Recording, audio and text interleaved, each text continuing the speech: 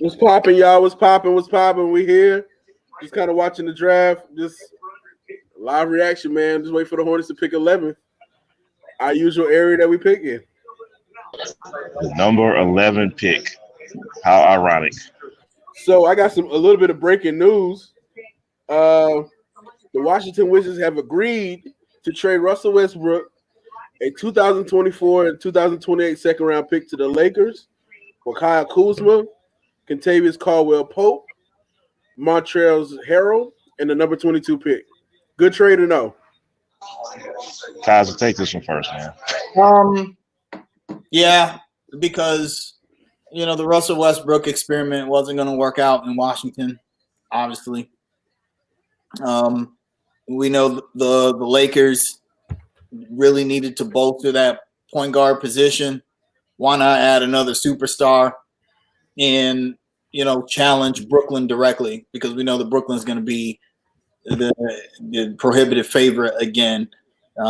So fight fire with fire. I think it's a good trade for both teams. Actually, Washington knew they were probably going to lose Russell Westbrook one way or the other. Right. They picked up some good players. Honestly, I mean, those are not trash players that they got. So I think it's a good trade. Actually, Don't mind me eating. It's dinner time.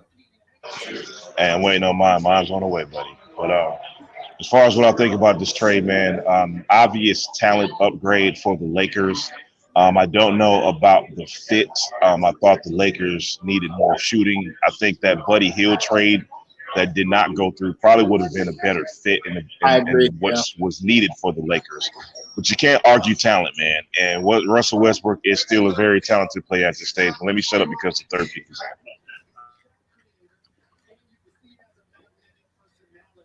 I'm a little behind, so I'm watching on Hulu, so I'm a few seconds behind.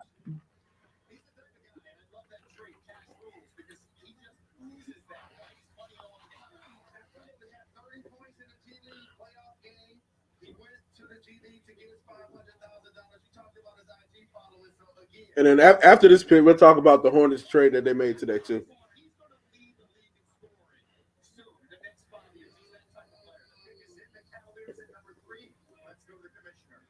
I know it's my boy. It's expected. Put it like that. I'm not going to give it away.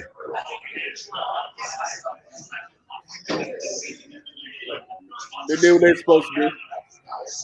Right. Not surprising for those who are watching. Evan Mobley is the pick. I had this one pretty much penciled in for the Cleveland Cavaliers. What about you guys? Yeah, that's kind of a no-brainer. I mean, especially I think most people had the number 1 and 2 picks as they were. Yep. Mobley, the best player, left of the top 3. Cleveland, needs a center because with Tristan Thompson gone last season. They got Jared Allen though. But Cleveland, I think, feels like they need to go all in on big men because Kevin Love's not getting any younger. He'll probably retire a Cleveland Cavalier. And I think if you have a front court with Jared Allen, Kevin Love, and Evan Mobley. Let me tell you something, man. From what I saw in those playing games of the Olympics, Kevin Love might not be starting. Yeah, you got to think his heyday was when he joined the Cavs. Right. That was his prime, and it's hard to believe, but that was 8 years ago. It's crazy to think that, but that was the 2014 season. So, yeah, I could see, and Kevin Love seems like he's kind of resigned to the fact that he's now on the decline of his career, and I think he likes being in Cleveland. And so, yeah, I think Evan Mobley and Jared Allen is a pretty good young front court. Cleveland might be a pretty good team, actually. Well, they got a great backcourt. Well, rumors are that they're looking to move their point guard. Right, Colin Sexton. They don't. It's out there that he wants a max extension, and quite frankly, I wouldn't pay him a max extension. No, oh no. He averaged about 25 points a game, but I don't know about that. I don't know. 25 points per game. Every 25 ain't equal to me. These cats out here, man, they like Rashawn Holmes, came out and said he wants $20 million a year. Now, we talked about Rashawn Holmes on an episode, and I like Rashawn Holmes, but he'll get that here. 20 mil. Well, he'll get it here. I don't know if he would get that anywhere else. Let me ask you a question. With the trade that goes down today, where Charlotte trades number 57 for Miles Plumlee, is it Mason? Mason Plumlee. Mason Plumlee in number 37. They essentially move up 20 picks. And looking at Mason's contract, he only makes $8 million a year, which isn't that bad for a backup. No, that's what average 10 points a game. What Cody was making. Like $8 million less. Yeah. Speaking of Cody Zeller, I think that kind of signals he's going. I think that is the nail in the coffin as far as him being here. Briefly, just want to talk about Mason Plumlee real quick, man. Look, if we can get, we've got Mason Plumlee now. Granted, that we can go get our starting center. That is one hell of an upgrade. Now, I'm kind of foreshadowing and kind of looking into the future, but let's say we go out and we get a Rashawn Holmes and add Mason Plumlee. Think about the center position from going into next season from last season. That's a hell of an upgrade, man. And Mason Plumlee is a great backup center to have. Let me ask you a question. Is it fair to the rookies last year that they don't get a chance to be that second center? Life ain't fair, man. These rookies got to earn it, dude. Yeah. Hey, if they were that good, they would be. It's as simple as that. It just means they got to work that much harder. And, it's still the off season. We don't know what's going to happen in training camp throughout the summer league games. We just don't know. So yeah, it's totally. And on top of that, man, Mitch Kupchak, he's already shown in the past he doesn't care about your feelings, man. Like that, no. He's going to do whatever he can do to inject talent on any team he's managing, and he said as much in the past few days, man. His main objective in this offseason is to add talent. It's simple as that. Hey guys, I got a hot take. Don't be shocked if old boy from Gonzaga, Jalen Green, not Jalen Green, but what's his last name? Suggs. No, Suggs. Yeah, Jalen Suggs. Don't be shocked if he takes a little tumble, man. I'm just like looking at him. I'm just not that high on him. Like, he's good at everything, but what is he exceptional at? Well, look, you guys are going to get the next pick in a couple of seconds, and that'll add credence to what you just said. I'll leave it at that. Well, you know what? This always happens during the draft. Guys that were like mid-first round picks end up shooting up the boards, and a lot of guys end up tumbling for some reason. I think like Corey Kispert from Gonzaga and Alperen Şengün from Turkey, those guys' names are getting thrown around a whole bunch. I think they could be top 10 picks. Hey, I have a confession to both of y'all, man. Kispert is moving high and higher on my list, man. I wouldn't be mad, bro. I'm sorry. I know that's unpopular. Fans would only be mad.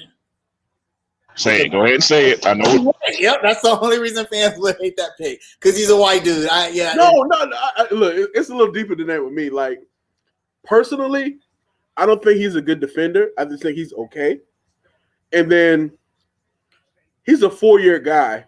Like, how much more of a ceiling does he have? I understand he got better each year.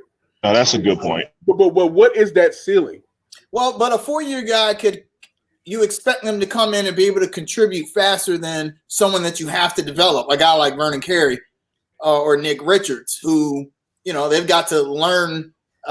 There's certain skill sets that they need to learn, whereas you would expect a 4-year player to already have those skill sets. The question is, do they translate to the NBA or not? So also, my thing about Gonzaga players has always been Gonzaga always has these good teams, but they play in a fairly weak conference compared to other guys that are drafted in the lottery. And they never really – and that was the problem with Adam Morrison. Now, granted, that was almost 2 decades ago, which is hard to believe. But, I think that was the problem with Adam Morrison. He was a great college player, but who was he playing in college? who is he developing that skill set against? And same thing with Corey Kispert. Like, if he's a 4-year guy, you expect him to have a more developed skill set, but who is he developing it against? So thank you. But I think Mitch is going to surprise us. I got this feeling. I think it's a trade that's about to go down. I really do. I really think trade. But with that being said, what's the target? Like, what are we trading for? That's the question. I agree with you guys, but what exactly is it that he has up his sleeve is my question. So, to me, this draft is probably one of the deepest drafts ever. As far as, like, prospect grades. So, another pick, basically? So, a team like the Knicks and, like, another this team with multiple first-rounders. So, say they want to trade up. And so you get 2 first-rounders who are less than that first-rounder that you have. And then you get more bites at the apple, and you kind of save money with the cap, and then you go pick up a center, and you got put pieces that you could develop long term while working on it now. What was put out there recently was Atlanta was looking at moving Cam Reddish, number 20, to move up in the lottery. Like, I know Cam Reddish is polarizing, but when he played against Milwaukee in the playoffs, he looked pretty good. I'm sorry. You take a chance on that kid if you got the opportunity to get him there. And then you still get a top 20 pick. Atlanta's in a position that we're possibly going to be in the future, where Atlanta has to pay the piper pretty soon. All the lottery pick kids have to get paid at one point. That's the problem with a lot of people. A lot of Hornets fans are like, we need to get some more young guys to develop around LaMelo. No, because what's going to happen is you're going to have to pay all those young guys. You're not going to be able to keep them all. Golden State, who everyone likes to use as an example, found that out when they really had to make a choice between Steph Curry and Montre Ellis. They had drafted Draymond Green and Klay Thompson. So, I could see Mitch, because let's be real here. The Hornets have a good young core that can develop. The biggest deficiency is the center position. But do they really need like an elite lottery pick center? Look, man. I think they keep it simple and just draft BPA and worry about the center free agency, man. I think we'll see that, but we don't know what's going to happen tonight, man. I don't know. James Borrego might. I don't know. He might miss a haircut if that happens because he's in center position. Hey man, look, we got our center, Mason. Nah, buddy, we got a good backup. I'll take that for right now. I think JB likes the Mason Plumlee move. He seems like the kind of guy JB wants. Plays defense. He's just kind of a. I could see him getting a lot of playing time in the JV. I want to talk more about Mason Plumlee, man, because I honestly think he's a better fit than what we have. He's a very active guy. He's a very athletic center. And he plays. He's a shot blocker, man. I think he was like 12th in shot blocking this season. I may be a little off with that, but I mean he gives us more of what we need off the bench, man. I'm not mad at that move, man. He averaged 10 and 9 last season. I mean, come on, man. We'll take that as a backup. Yeah, and 4 assists. We don't have any. None of our big men have put up numbers like that since Al Jefferson was here. Honestly, and as much as I love Cody Zeller, 9 boards a game was like the ceiling for Cody. That was like if he was having like an outstanding season, you were going to get those numbers from him.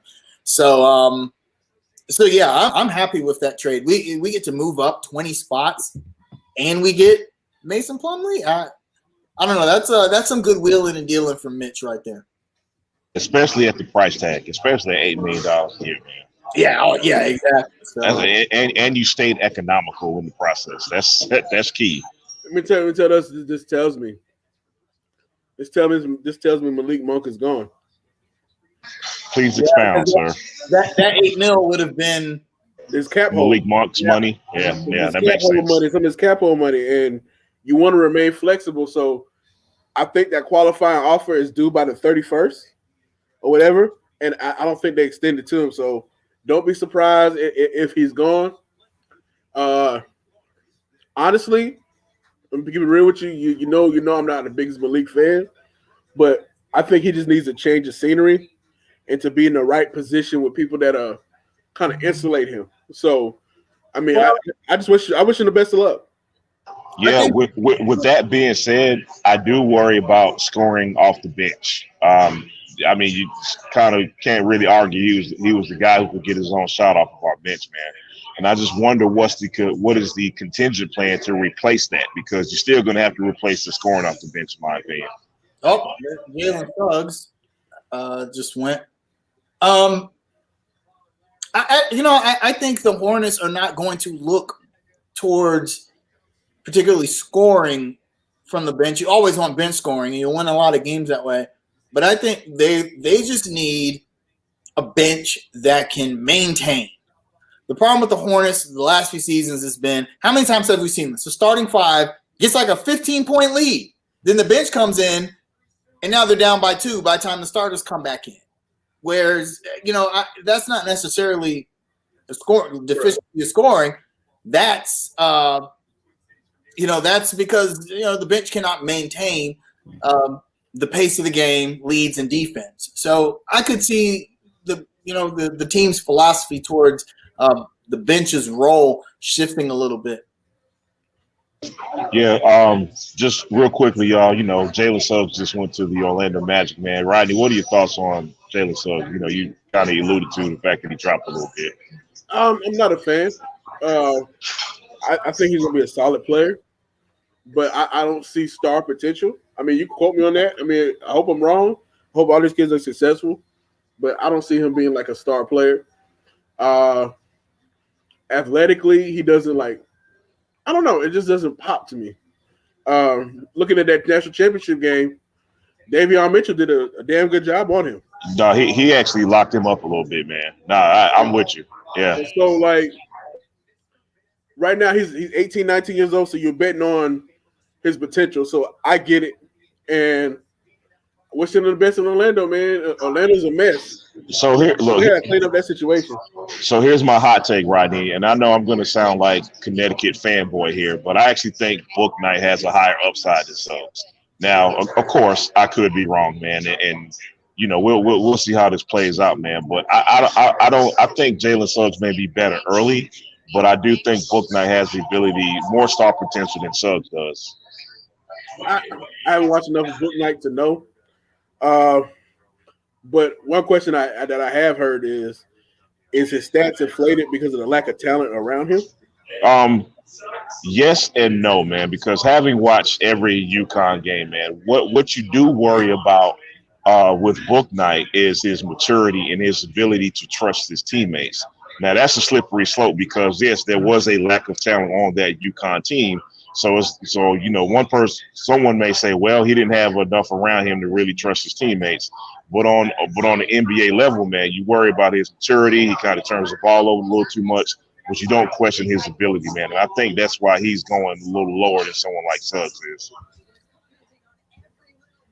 Bro, yes, Earl. Plumlee is definitively better than Bismack Biyombo. Yes, sir. Yep. That's my bro. So I had to put my look. Yes, answer. Hell yes. For those who may be listening to the pod, someone was asking, is Plumlee better than Biyombo? That is a definitive hell yes. Absolutely.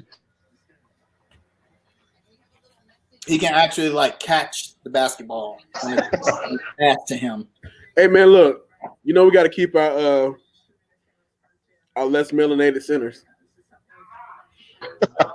That's not right, man. All right, guys, simple question, man. Because we haven't asked this yet. We've been on 20 minutes and we have yet to ask this question. Who do we all want? I know, Kaza, I already know what you want. Yeah, you already know what I'm going to say. But okay, let me say this. If we pick, I think Kai Jones or Alperen Şengün from Turkey should be the pick. One of those two guys. Those guys are going to be good NBA centers. I don't know if they'll be elite, but they'll be good NBA centers. And I really think that playing in the system with LaMelo Ball running the offense, both those guys can be effective. So if they pick, that's what I want the pick to be. I don't think Moses Moody will be available, actually. That's my pick. Yeah, if he is, that would be great. I just don't think he'll be available at 11. I think he'll probably go like right at 9 or 10 just to irk us. So, but having said that, y'all know I'm for trading the pick. I think they should just. I'm personally for trading the pick as well. Honestly, man, like my prayer is that Jonathan Kuminga falls a lot, but it's not gonna happen. I'll take Moses Moody or Kai Jones. I mean, Kai Jones is gonna be a little project. Don't expect him to come in and be like that guy. But we just gotta exercise some patience with that. It could pay off in the long term. Hey, Kaiser did not want James Wiseman last year.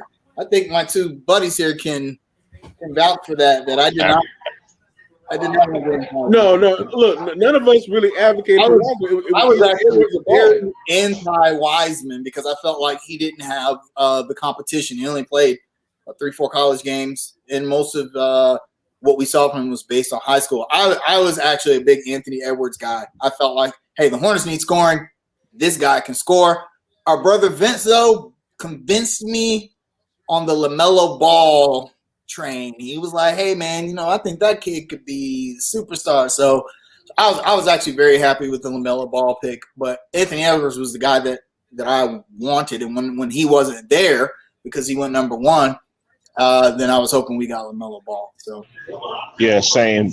Tonight, man, I would gladly take Moses Moody, man. But again, I don't think he's going to be there at 11. But if we were to pick and he's there, that's who I want. Just because of the reasons, my concerns about Malik Monk possibly. I think we're just going to need that bench scoring, man. I think not only is he the best talent available, but he would also fit that need as well. By the way, OKC's pick is in. Y'all will get that in a minute, man, and we'll take it from there. Josh Giddey. I heard that he can't shoot. So really, a white dude from Australia who can't shoot? That's not. I don't believe it. I don't believe it. But his tag is playmaker, so it looks like it looks like a Rick Rubio kind of. Yeah, I don't know. Okay, but OKC has done very, very well with drafting and developing young talent. It's hard to really criticize who they pick, as it really is. So they obviously see something in this guy. He was a great NBL player. So he shot 29% from 3. Yeah, again, this looks like Rick Rubio all over again, man. But at the same time, he can pass the rock. I trust OKC. They have a pretty good track record. Him as a LaMelo Ball type player. They both played in the NBL. LaMelo Ball was not a good player in Australia. So this is going to be an interesting pick. Golden State. I would not be surprised if Golden State takes Kispert here. Tell me he's not a good fit with them. Oh yeah, I like Kuminga, man. But the one where does that kid has a body on him, man? A pro body. Pause. I mean, I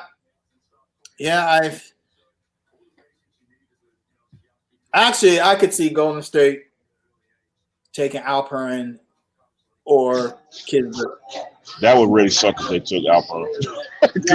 guys. You got a big that can shoot the 3. Right, come on. That's unfair for them, man. Then you have 5 people that can shoot the 3 on the floor. Right. Look, I'm gonna say this, and don't kill me for saying this. I would not be shocked. I wouldn't be mad if the Hornets picked Davion Mitchell. I think that's a curveball that could happen. I'm with you. Go ahead. And if he's the BPA on the board, you take him. If Mitch, honestly, anything that Mitch does, I'm good with, because so far he's proven that he knows what he's doing much more than Richard Cho did. My only thing is that you can't hit all the time. Eventually you're gonna have to miss. So right. Where is Mitch's miss going to be? Free agency, trade, or draft? And not all of the things that I feel like Mitch Kupchak has a great track record. A lot of people talk about, well, being the GM of the Lakers is easy. Yeah, Kobe, which is true. And even I was skeptical. Well, what he's going to come and do for us in a rebuild? Rebuilding the Lakers is a lot different than rebuilding the Charlotte Hornets. Right. I feel like so far he really hasn't made very, very many mistakes. So and to that point, I think the vast difference with that is cap management. You don't worry about the cap so much when you're with the Lakers. They can go way over the luxury tax. They don't care. You know what I mean? Yeah. The Charlotte Hornets have that problem. So the cap management is my thing. And I think so far he's done a decent job of managing that cap. And that's going to be key going forward for us. Right. Trying to pin this video up to the top. Man. I wonder if Golden State's picking for somebody else too, man. They got 2 draft picks. They got 2 lottery picks, and they can move Wiseman. Are they picking for somebody else? You just kind of stole the point I was going to make, man. Like if you're Golden State, do you need 2 lottery picks at this stage of where you're at? You know what I mean? You're trying to win. That window is shrinking.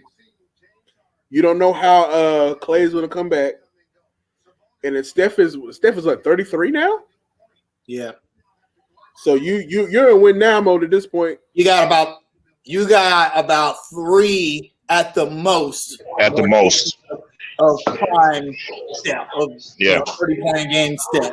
Now, Curry and Steph, he can shoot the 3 and he'll go to his grave being able to shoot the 3. So he can stay in the NBA as long as he wants because 3-point shooters will always have a job, especially when you're the best at it that ever walked the earth. But as far as, him being the linchpin of a championship team, maybe 3 more seasons at the most.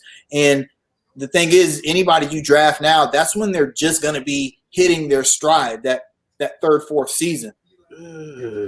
Guys, let me ask you a question. The way the draft is falling right now, do y'all like Franz Wagner? No, not really, man. Look. Hey, quick disclaimer. I made a graphic of the guys I thought were going to go to Charlotte. I purposely left him off. Go ahead. A lot of people think the Warriors might pick him, actually. Man, look, I was honestly looking. I was honestly looking and listening to some draft analysis, and it looks like. And I went back and looked. Like I'm not a big college basketball fan, but for the draft, I looked. Somebody said he has the prettiest form, and that sucker just never goes in. Textbook form, it just never goes in. And they're like, it's just something it's something about the guy you just can't connect. Plus, he's 6'9", so he's gonna play probably the 4 and maybe switch to the 5. He already got 3 4s. But he's not a great rebounder, for his size. He can't really shoot. He's a decent 3-point shooter for a big man. He shoots in the 30s, about which would be league average, but that's college. If players have difficulty adjusting to NBA range. I guess we'll see. I feel like picking him would just be treading water. It's more of what we already have. You know what I mean? It's already cluster at the 4 position. I just don't you were right, Rodney. good. I mean, look. If you're going to say you take the best player on the board, yep. I mean, it's not rocket science.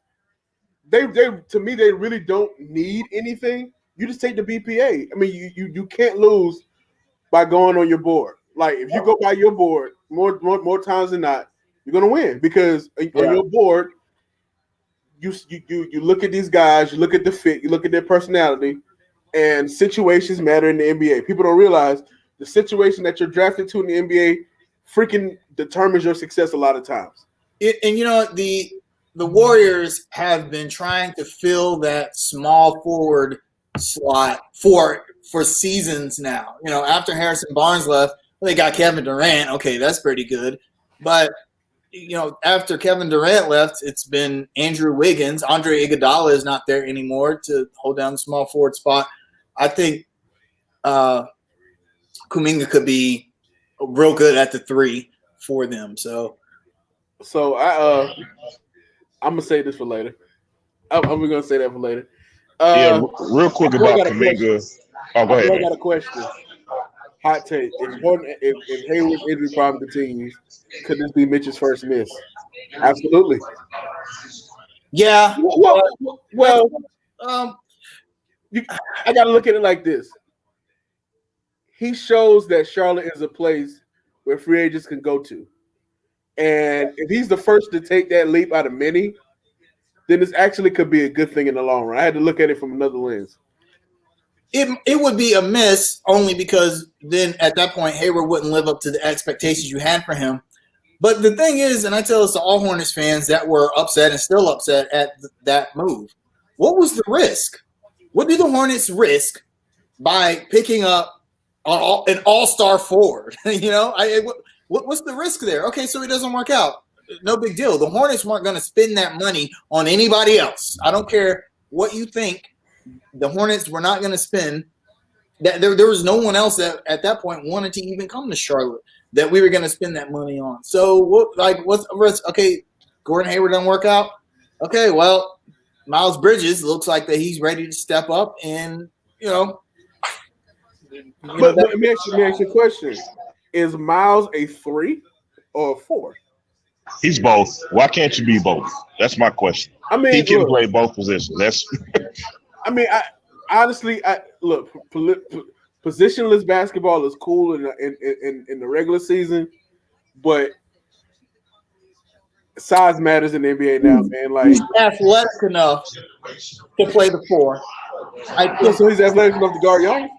But let's not go that far. Giannis isn't even a true 4. He's about as much as a 4 as Anthony Davis is. Those guys are centers that just happen to play the 4. They were talking about 6'10", 7-foot guys that are playing the 4. But I'll tell you this: Miles Bridges is actually athletic. Miles Bridges is this is crazy to say, was the best rim defender we had all season, mainly because he could get up there to block shots around the rim. It's PJ. We forget about PJ. Yeah, PJ was actually look. Hot take on Sunday. We're gonna have a PJ Washington discussion. Topic is can love be faked? I stole it. I stole it from my boy Trap Bradshaw. But we're gonna talk about that on Sunday. People in the Hornets group think that we're like PJ Stant, like we're just like in love with PJ Washington. I like PJ Washington, and I think it was obvious from his rookie season he was going to be a good NBA player. And I still think he is. And real quick, I want to answer Anthony's question about Gordon Hayward, man. I want to go back to that narrative of the injury-prone narrative. Like, okay, Gordon Hayward had that really gruesome injury with his leg, and he had. I'm sorry to pick his man. Oh, Orlando saved us. Oh. So, breaking news: the Hornets will not be drafting Franz Wagner. Just went to the Orlando Magic. Thank you, God. Thank you for being abysmal. That might be like the Biyombo Kemba situation of this year's draft, where a team has 2 lottery picks, and one good player and one. Right. But going back to Gordon Hayward, man, he had the gruesome injury, man. But I think other than that, he's just had some very unfortunate injuries. With that being said, if you're Mitch Kupchak, you can't. That's not a reason to not go after someone you think is valuable to your team. You get what I'm saying? That's a risk you take. And like Kaz alluded to, man, that's a calculated risk that's probably not going to hurt us. It's probably going to help us more than hurt us, man. Either way, so. Look, I'm gonna say this. I'm looking at Orlando right now. They have Mo Bamba, Wendell Carter. Don't they have another young center too? And it's just like, what are they doing?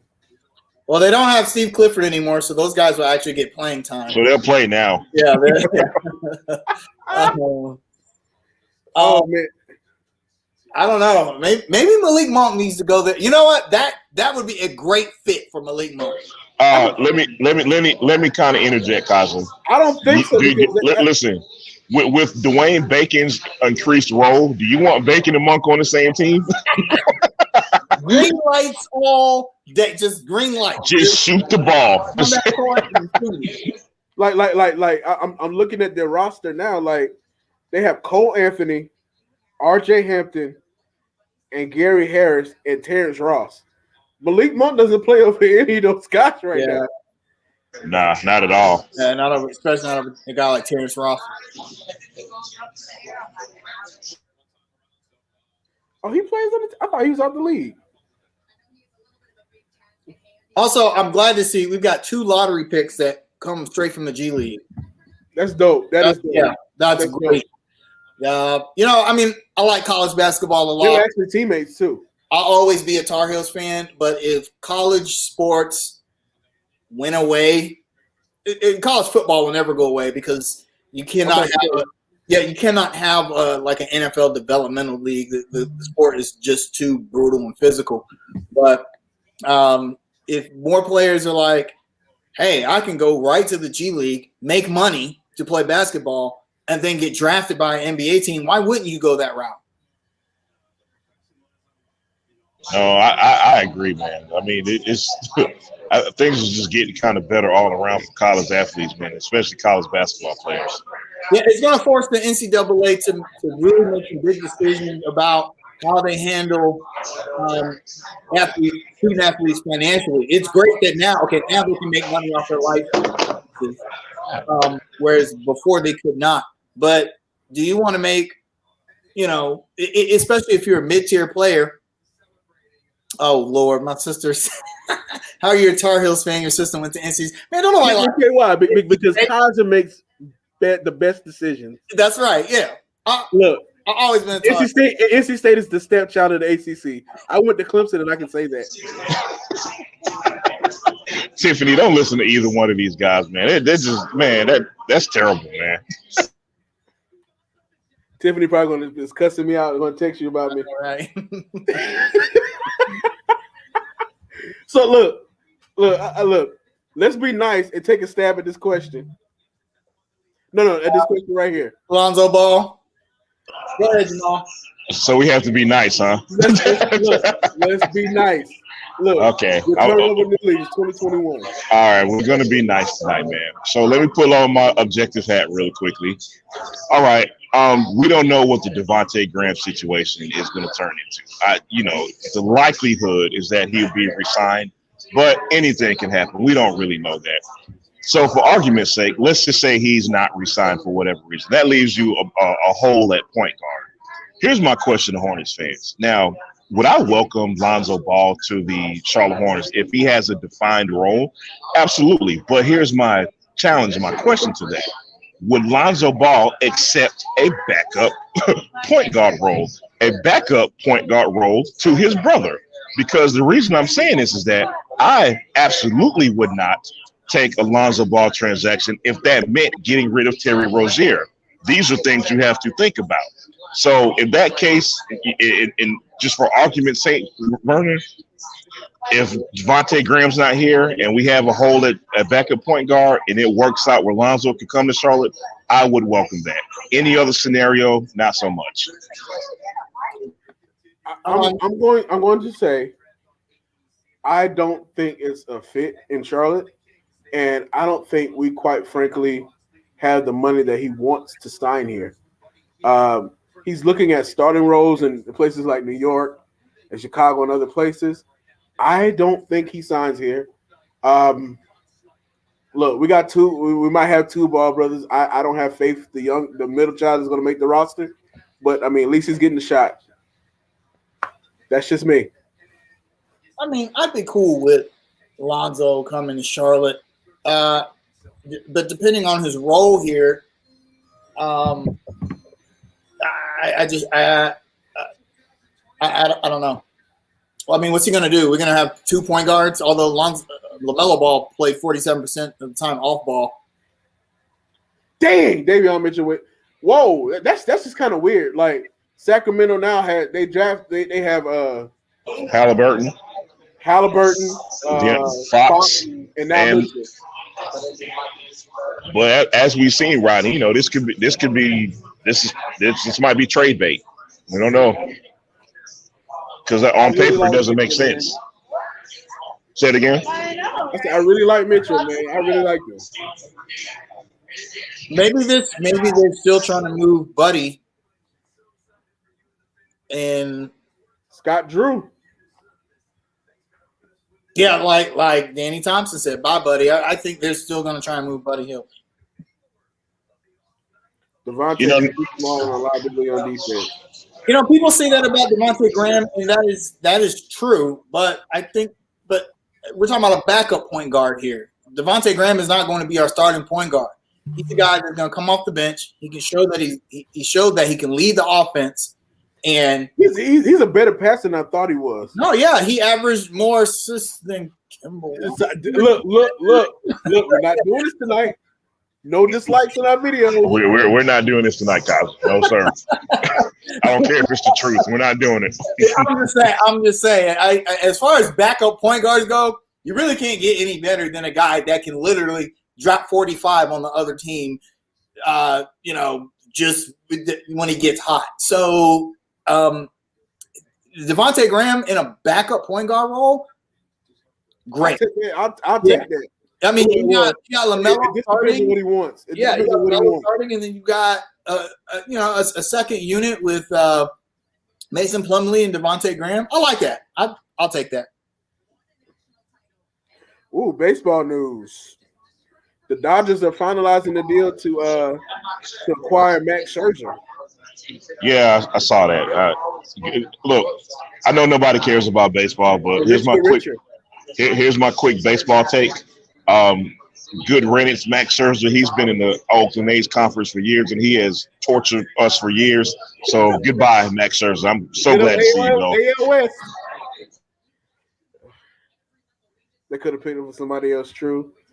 Terry Rozier said in his closing speech, the Charlotte Hornets need a veteran help. Leadership, my brothers. That's a weird statement. That's him, right? That's him. Like this, you. What are you talking about, Terry? Yeah. Look. I understand where Vernon is coming from. Like your vet being a 5, 6, 7 year guy. To me, that's not really a vet. Like when I think of a vet, I think of like that 12, 13 year type of guy who's been in the league. Tony Parker.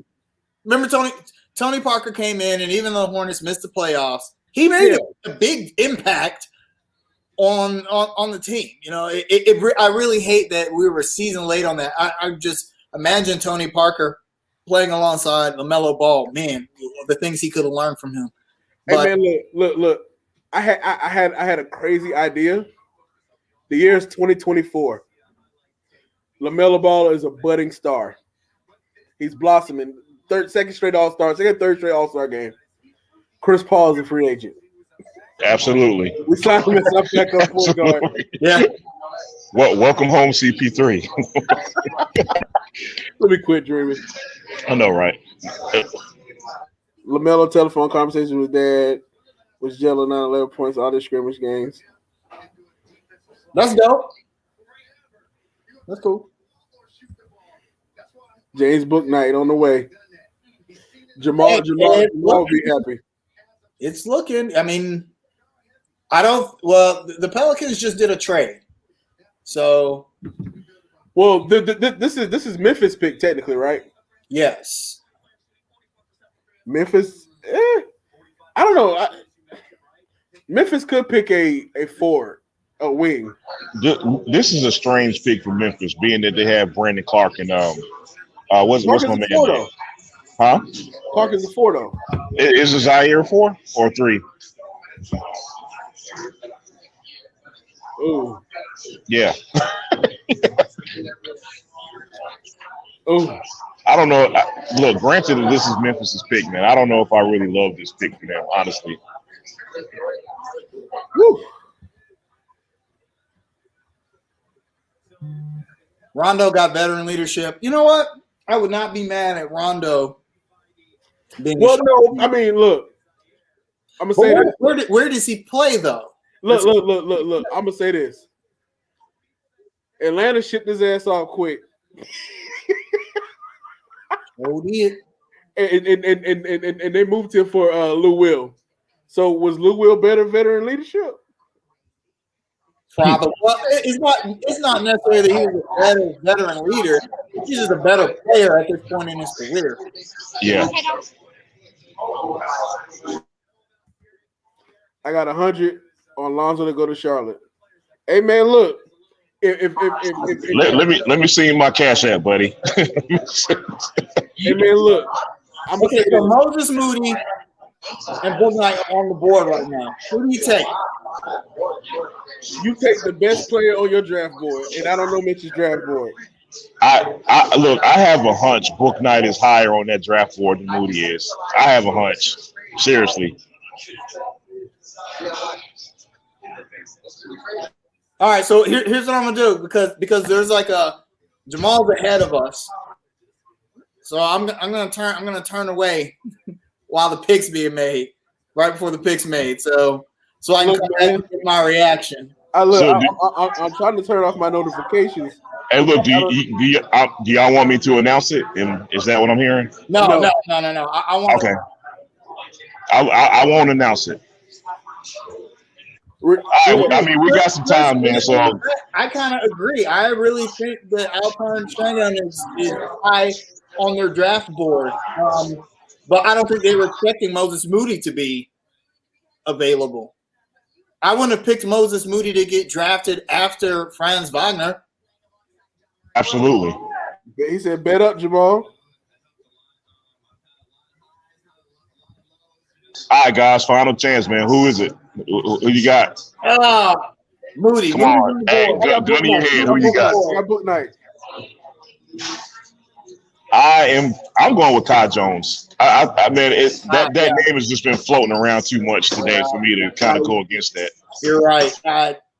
I've been stating that all week that Kai Jones will probably be the pick the pick that I like if he's available. I mean, because it immediately fills a need, and I think he's going to be a good NBA big man. And so that kind of takes some pressure off of Mitch. JB had been saying, "Man, we need a damn big man." So I got a funny tweet. Hear me out. Bobby Rosinski from ESPN 730. A tradition unlike any other. When the Hornets and Panthers have a pick, TV goes to commercial. Every time, dude. Every single time. You know what? Every single time. Hey, number 18 television market. That'll do it for you.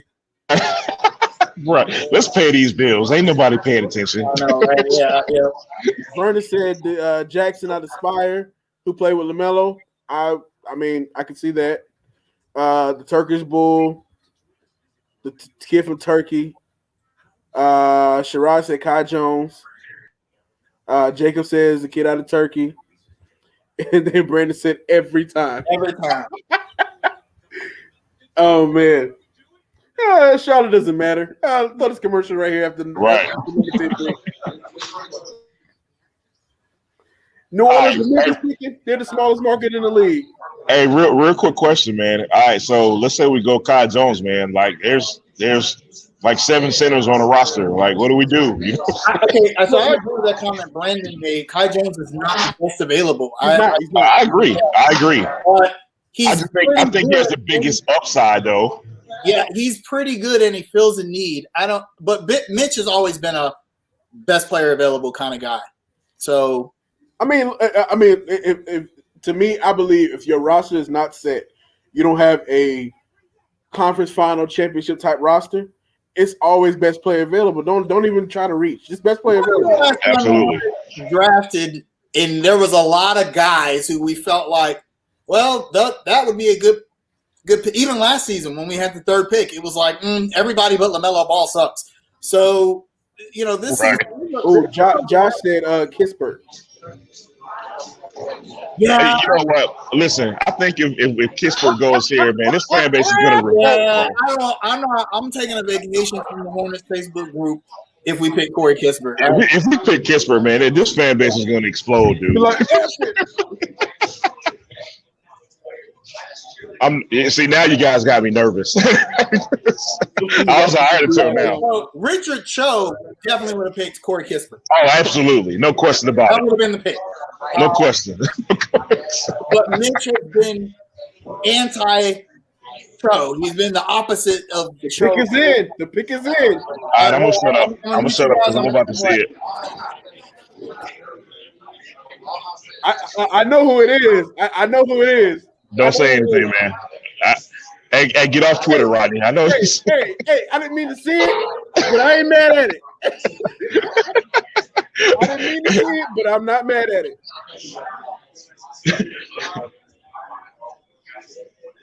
Look, I trust.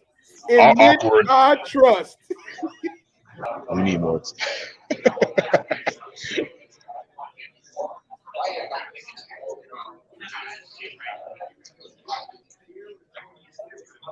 For those watching and listening, we are sorry for the awkward silence right now, but we are patiently awaiting for them to announce the pick. Lord have mercy if it's Corey Kispert, man. I'm just not logging on Facebook putting up the mark.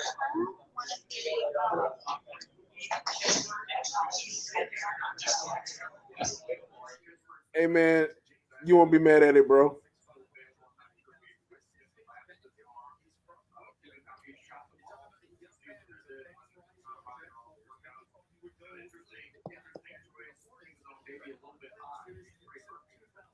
Look, I don't care we ain't win no series in 2002. We were an expansion team in 2005, 4 or 5. I'm tired of them saying that, dude. Kaza went to the other side for real. Look, we know who it is. Just go ahead and say it. Jamal's here. I like it. I like it. I like it. I'll wait till Kaza gets back on. Yes, sir. I like it. I'm not mad at it at all. Hey, Kaza, I'm going to scream it out when they say it.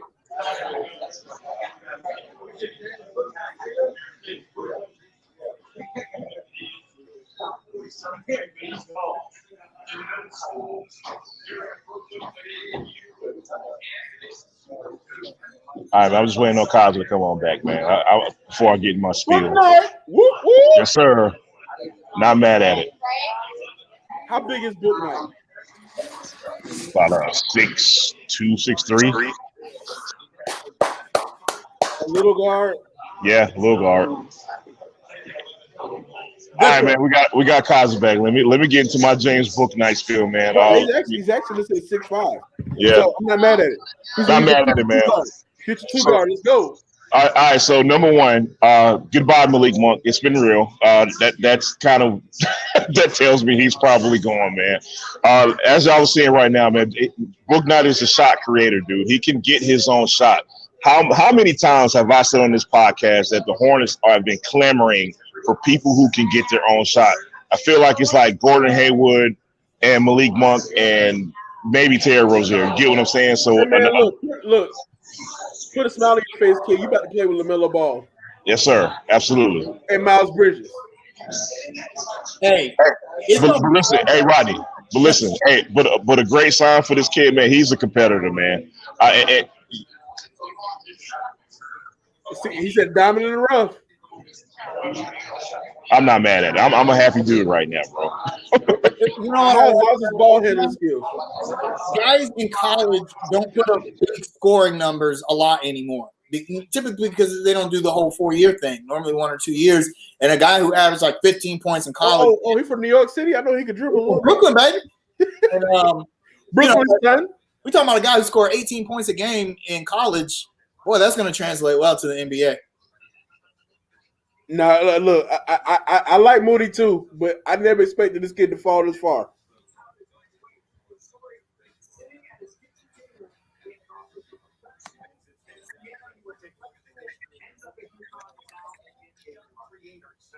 Okay. Kimba, Ray Allen, Richard Hamilton. Yeah, the Charlotte Hornets. The Yukon pipeline continues. Not mad at it though. I do like the pick. Do they? So let's go to the question. This is an interesting question. But Go ahead, Kaza. no, I was gonna say, looking at number 11 picks in the lottery era, you've got Michael Carter Williams, Oh God. yeah, I know. Klay Thompson, number 11 pick.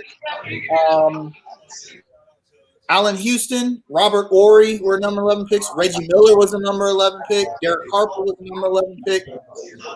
So, it's a pretty good history with the number 11 pick.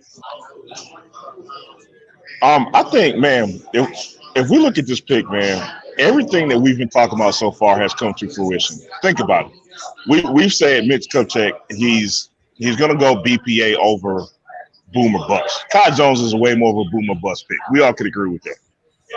I think James Bouknight, not only do you get excited about his his talent, man, but I think he's the most NBA ready player available. So this pick just kind of makes sense with everything we've been saying tonight. Yeah, absolutely. I mean, Mitch might have hit another one out of the park. I mean, you got a guy scoring almost 19 points a game in college. He's emotional, man. I love it. He's emotional. He wants it. I'm looking at him now. He wants it, man.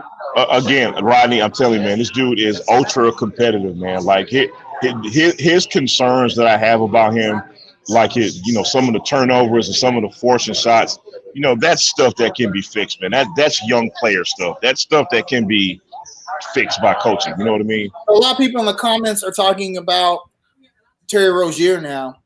I don't think this means that Terry Rozier is like they're going to trade him or anything. What this means, however, is that when Rozier's contract is up in another season? No, after this year. Yeah, after this year, then that's going to put the Hornets not really in a tough place, because if you feel like Bouknight is ready to step into that role after and we've seen that JB is not afraid to play the young guys as starters.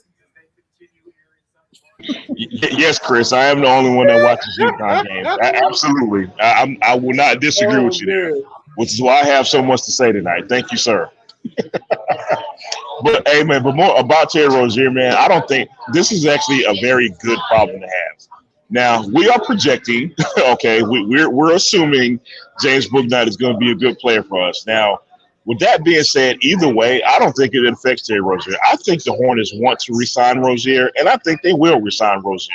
I mean, look. What's his number? I'm not re-signing him over than like 20, 21, 22 million. That's basically what he's making now. He makes 18 now. Yeah, the 20 mil range would be good for Rozier. I mean, because you got to look at it like this, man. You got to project here. Miles Bridges needs an extension. PJ Washington needs an extension, and you're going to extend either Graham or Monk this offseason. Well, not Monk, but either Graham. You're going to extend Graham this offseason, and eventually you're going to have to pay LaMelo Ball. So you got to do some kind of cap gymnastics here, and then everybody wants to sign a free agent center. Like, centers ain't cheap. Like, good centers ain't cheap. Like, old boy wants $20 million a year. Like, it's give and take. Like, we actually might have to trade Rozier this offseason. It gives the Hornets a lot of flexibility, because if they feel like, I mean, the thing is, I think fans don't realize players don't start, or their agents don't start negotiating like at the end of the season. This is happening like right now. I'm sure Rozier's agent is on the phone with the Charlotte Hornets. Like, okay, Kaza, veteran guys who at the end of their contracts, they hate the NBA draft. I guarantee you, Rozier and players like him do not like the NBA draft. Yep, I know his agent saw the pick and is talking to Mitch right now, like, hey, what's this mean for my guy? Yeah, right. So this gives the Hornets some flexibility, because now they have a trade piece, a guy with an expiring contract, who's pretty good. Although I hate to see them like trade Rozier, but if they feel like Bouknight can fill that spot, then then they'll just let him go. So as far as Devontae Graham, people keep throwing his name in the comments. The Hornets are going to re-sign him. Thank you for that. Thank you, sir. Hey, but Kaza and Rodney, man, this is. I want to kind of contrast, this franchise maybe 4 or 5 seasons ago, right? We didn't have these good problems. You know what I mean? Yeah. We're approaching having some very good problems. Like deciding what you want to do with Terry Rozier is actually a good problem to have. Mitch Kupchak, again, not to sound repetitive, but he's spoken of just wanting to infuse this team with more talent. And when you have more talent, you have this flexibility to do more, man. And I like the direction. Guys, hey, look, I got an NBA question for you guys. So we're old enough to remember, I think it was the All-Star game in Cleveland, and I think it was 1996 or 7, where they had the NBA Top 50. Where they brought all the old players out and everything top 50. Right. So it's the 75th anniversary, and they're doing something similar again. Tell me if this is right or wrong. Mark Stein just tweeted, the NBA, I'm told, will release all new top 75 players when the list is unveiled in October, meaning that the players listed among the league's original top 50, revealed in 97, are not automatically assured a top spot in the top 75. Oh, wow. That is wild to me, man. That's wild. I kind of agree with that, though. Yeah, no doubt. Because there are some guys who I'm trying to think. I'm bringing up the top 50 list now, but if you were like number 48 or 49, think about all the players that have come in that extra 25 years. Yeah, that could. I mean, for one, Kobe Bryant's going to be high on this list. He wasn't on the top 50 list back then. He wasn't even in the league back then.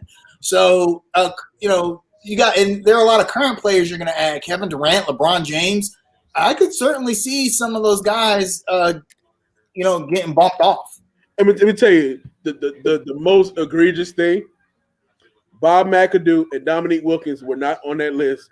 And Dominique was a top 10 NBA scorer of all time at that point in 1997. Yeah, I don't know why Dominique Wilkins wasn't on that list. That's wild to me, man. Kind of, yeah. Which kind of begs the question, man. Are they going to compensate for the guys they missed the first time? You know what I mean? I mean, for instance, take a guy like Clyde Drexler, who was on the original list. Should he be? Is he a top 75 all-time player? Who'd you say? Clyde Drexler. Yeah, I'm sorry. To me, he is. But I can think of. You could probably think of 10 current guards that have played since Clyde Drexler that were better than him. Clyde Drexler is still a top 10 shooting guard of all time. That's my point. Yeah, you may have him like number 7 to 8, but he's still in that list. I'm gonna throw a name out there. Somebody like Dennis Johnson. Okay, good career, Finals MVP. He won't be there when they get to 75. I don't think he'll be there. No, he'll be there. What about a guy like Alex English? Oh yeah. I mean, is that fair to some? I mean, compare Alex English with someone like Ben Wallace, Dwayne Wade. Yeah, I mean, in the last 25 Carmelo years, or Dwight Howard. Yeah, Dwight Howard's got to make the list. There's going to be some old head NBA players that are going to be very not happy when they get guys, you just kind of proved my next point, man. What I not really worry about, but what I kind of see happening with this is a lot of those players from like the 60s, like those really older generation players. I think you're gonna see a lot of them kind of get cut from that list, man.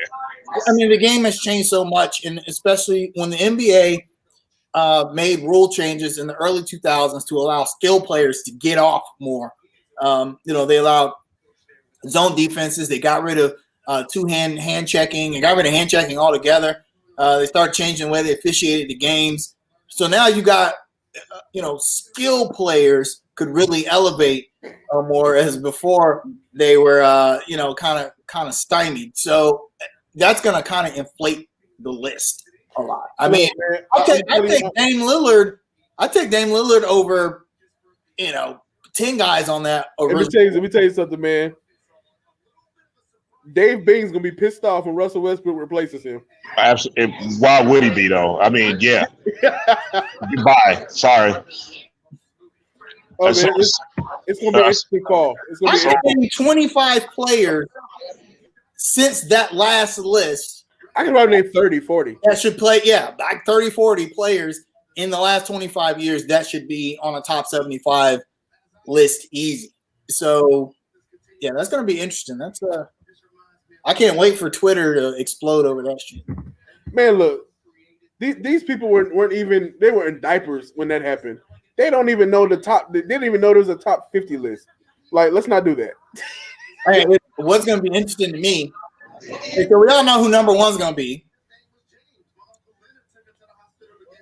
So the question is going to be who's number two and who's number three. To me, Two is Kareem.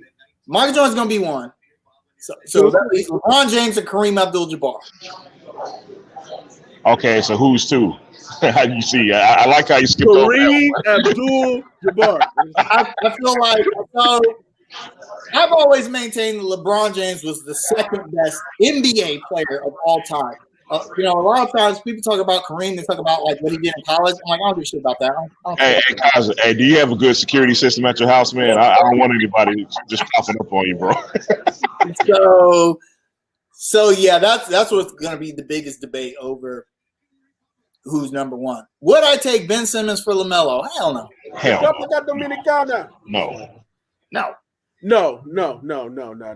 Ben Simmons the other doesn't shoot. Ben Simmons is what he is. I don't think he's. And it's not a bad NBA player. It's not a bad NBA player. Yeah, he's a really good NBA player, but LaMelo still has great potential. We don't know what he is yet. You know what I would do though? I would trade Gordon Hayward, PJ Washington, and 2 future firsts for Ben Simmons. No. Maybe man. one first. Ben maybe Simmons one. and Tyrese Maxey. You know what would be interesting? Because Ben Simmons could play the three. Huh?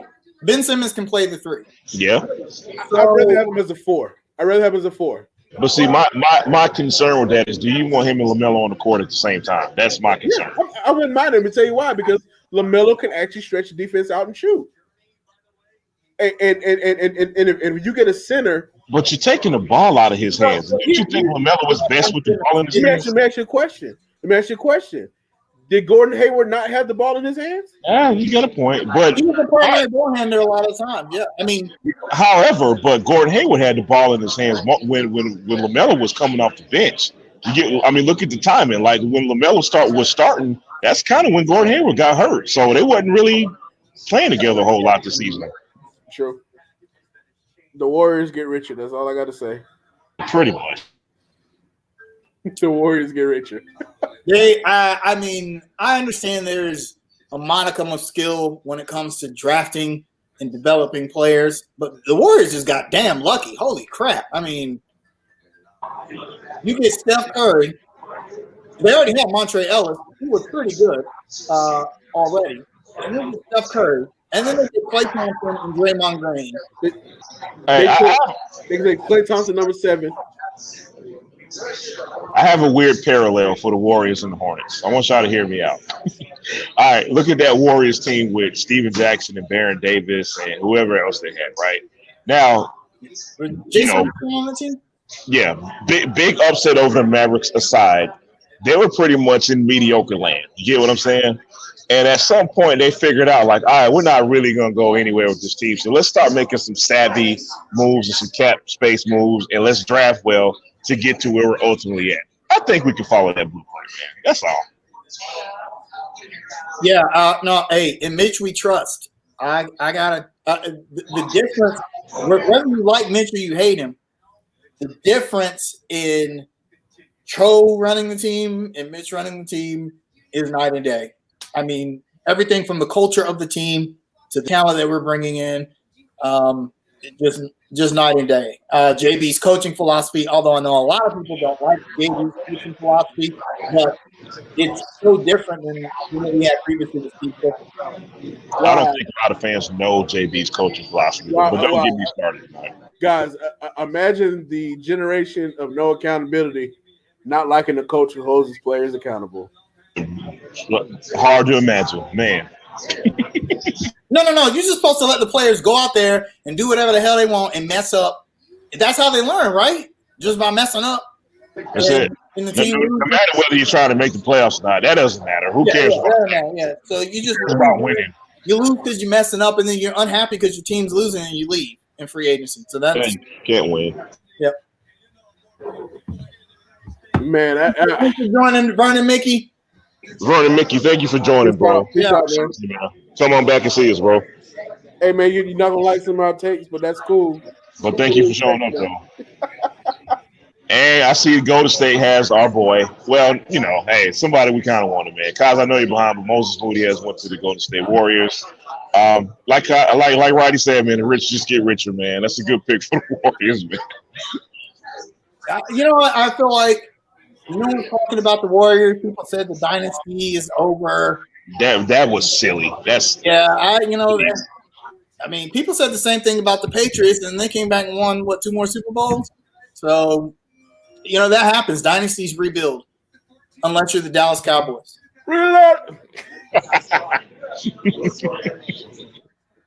Hey, man, you about to shake the beehive. Hey, real quick, because we might not get a chance to talk about this Sunday. Kelvin Benjamin. Life goes at you fast. Look. That full story wasn't true. Okay. I'd heard that wasn't true. I heard that he came into camp 15 pounds overweight. The team had asked him to get down to 250. He came in at 265. The coach was upset, and Kelvin Benjamin essentially told the coach that he should have some wiggle room with that, and he wasn't being fair. Wiggle room. The team let him go, because to me it's that simple. Your team said, "Hey, man, we're gonna give you another chance. You're gonna play tight end, but we need you to get down to 250."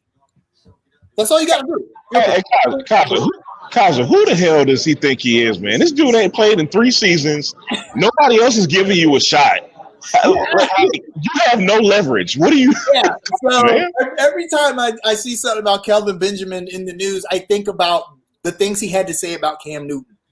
The only good season Kelvin Benjamin had was when Cam Newton was throwing him the ball. He's not been good, nearly as good since then. And I bet he probably wishes, like anything, Cam Newton was still throwing him, or anybody was still throwing him the ball. I believe the exact quote was, "Anybody but Cam Newton." So there you have it. Life comes at you real fast, buddy. I got number 1 for the brother. He was a Panther. He was pretty good for us. But hey, it's a common theme with that guy. He doesn't have accountability for his actions. You were asked to do a task in the offseason. You didn't do it. You got cut, and you're blaming the coaches. Like, I heard he had a statement like, "I played my best at 265." Like, no, they asked you to do this for a purpose. You do it. Show some discipline for yourself. Make your money, bro. It's not that hard. Like, it's. Hey, I ain't gonna let nobody mess up my money. So, hey, bro, look. Let me tell you something. If somebody guaranteed me pay $1 million and said, "Rodney, we need you to lose 70 pounds by December," you'll hire every day. Every guy. Let's go, baby. Man, I'm right now on the thing talking to you guys. We will be on Carter's Mountain every day, bro. You know what I'm saying? Every morning, 5 o'clock in the morning. Every evening, 6, 7 o'clock. I'm at Carter's Mountain running. And look, and then this dude had the audacity to say, "Well, I don't think he really wanted me at camp in the first place." Well, I wonder why. Hey, what a shock. Hey, but that's a Florida State guy, so Jamal. Hey, look, we're not bringing that up tonight, man. Go ahead, man. All right, Moses, I see your parents. Oh, man, this is a tough moment for the draft. We're not really talking draft anymore. Hey, I'm going to say this. I'm glad the NBA isn't doing the struggle stories like the NFL. Yeah. Right. Thank God. Danny, why aren't you doing your podcast, Danny? Hey, the Hornets drafted James Bouknight, so from UConn. From the from the 4-time national champion UConn Huskies. We'll leave that part out, guys. All right. Well, let me ask you all this: who's going to have a better career, Bouknight or Kemba Walker? Wow, man. Look, I'll say man. this: James Bouknight has. R.I.P. Terrence Clark, man. That was Yeah, so sad. R.I.P. Terrence Clark, man. Really tough moment for the draft, man. Talking about the young man who passed away a few months ago, man. To answer your question, Cosmo, man, Bouknight has a chance to have a better career than Kemba Walker, but he's got to shore up some of these maturity and some of these issues on the court where he thinks he can take over a game. If he shores that up and he becomes an efficient player, he can have a better career, dude. Trust me. It's a big if. Look, to me, man, making the All NBA team, being the All-Star starter twice, I don't look. He can have a good career. Oh man. Yeah, this is tough, man. For anybody watching the draft right now, this is a tough moment, man. Oh man.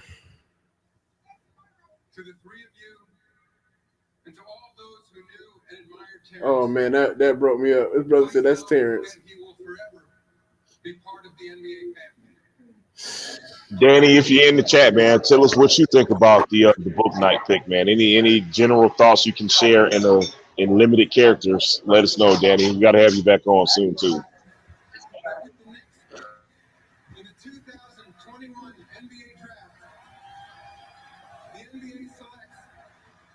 Yeah, Bouknight, Bouknight is highly touted. He's a scorer. So give me a second. Yeah, he's a scorer. So Jamal could probably tell you more about if he's a UConn fan.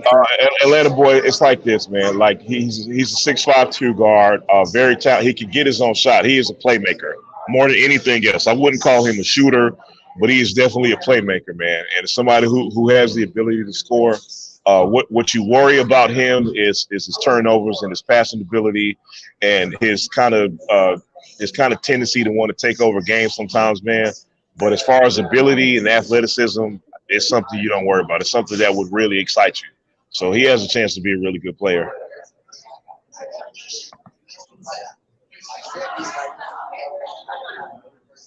I don't know this for sure, man. I don't know if Rodney stepped away or not, man. We're going to see if we can try to get Danny Thompson on for a second, man, so we can talk some Hornets basketball with us, man. Oh, Danny, I'm sending you. I'm just sending Danny the link. Okay.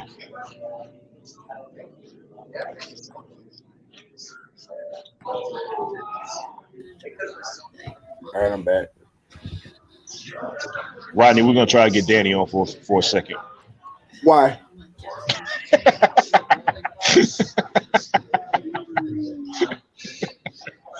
Don't do our brother like that.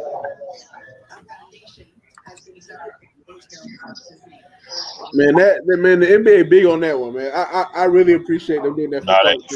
They hit a home run with that, man. That was man. Yeah.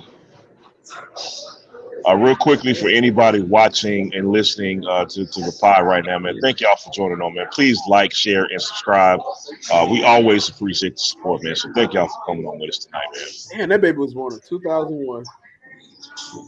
I was like 15 years old. Like, I'm really that much older than these kids. It's funny because, they talk about when the guy gets drafted, like who he watched play growing up. And all these guys are talking about, guys like Kobe Bryant and, Dwayne Wade. And it's like, they don't even seem like those guys are like that old. But the days of growing up watching Michael Jordan is no more.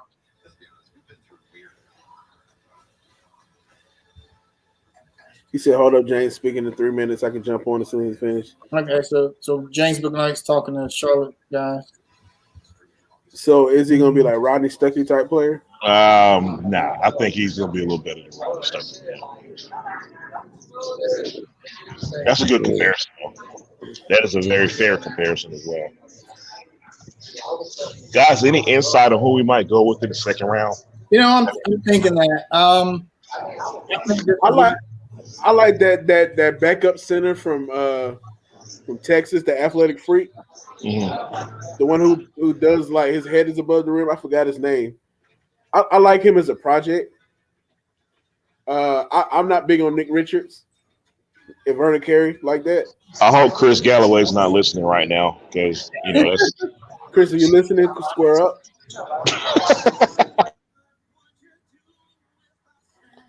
Yeah, but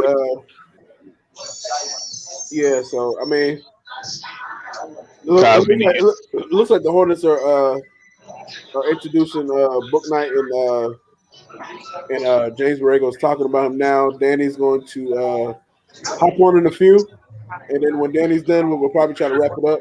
But he's just going to tell us what happened at the presser. So just get a little insight. Kyle, any thought on second round picks? Trade them. Trade them. I Now, Kyle, real quick before you go, buddy. Now, we say trade them, but we made the trade to move up 20 spots. So that tells me they're not interested in trading that pick. I think they're going to make a pick with number 37. And I think Mitch will go big man here. Of course, none of the guys that we talked about earlier will be available at that point. But yeah, I don't know. At this point, I just gotta trust him.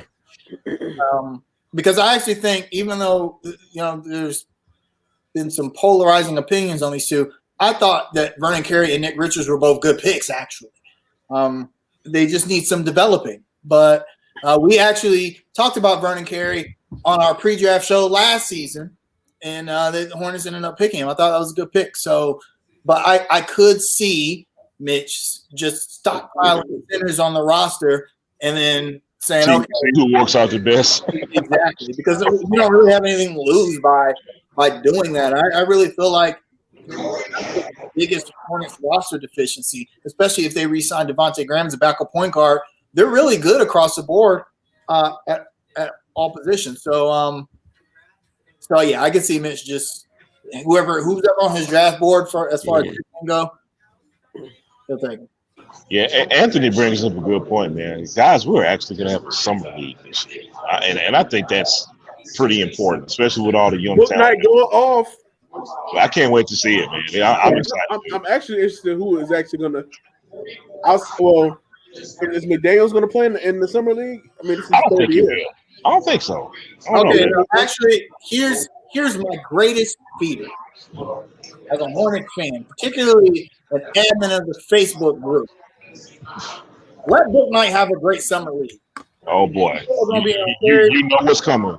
People are gonna be on Terry Rozier's ass all season. They never wanted him in the first place. All season, Terry Rozier. They just gonna run him out of town, just like we run everybody in Charlotte out of town. Oh. Let Jello have a decent. Oh my God, yeah. Let Jello and Book Night have good summer leagues. That Terry and Gordon Hayward, y'all fans, they just don't come to your house and carry you on out the city.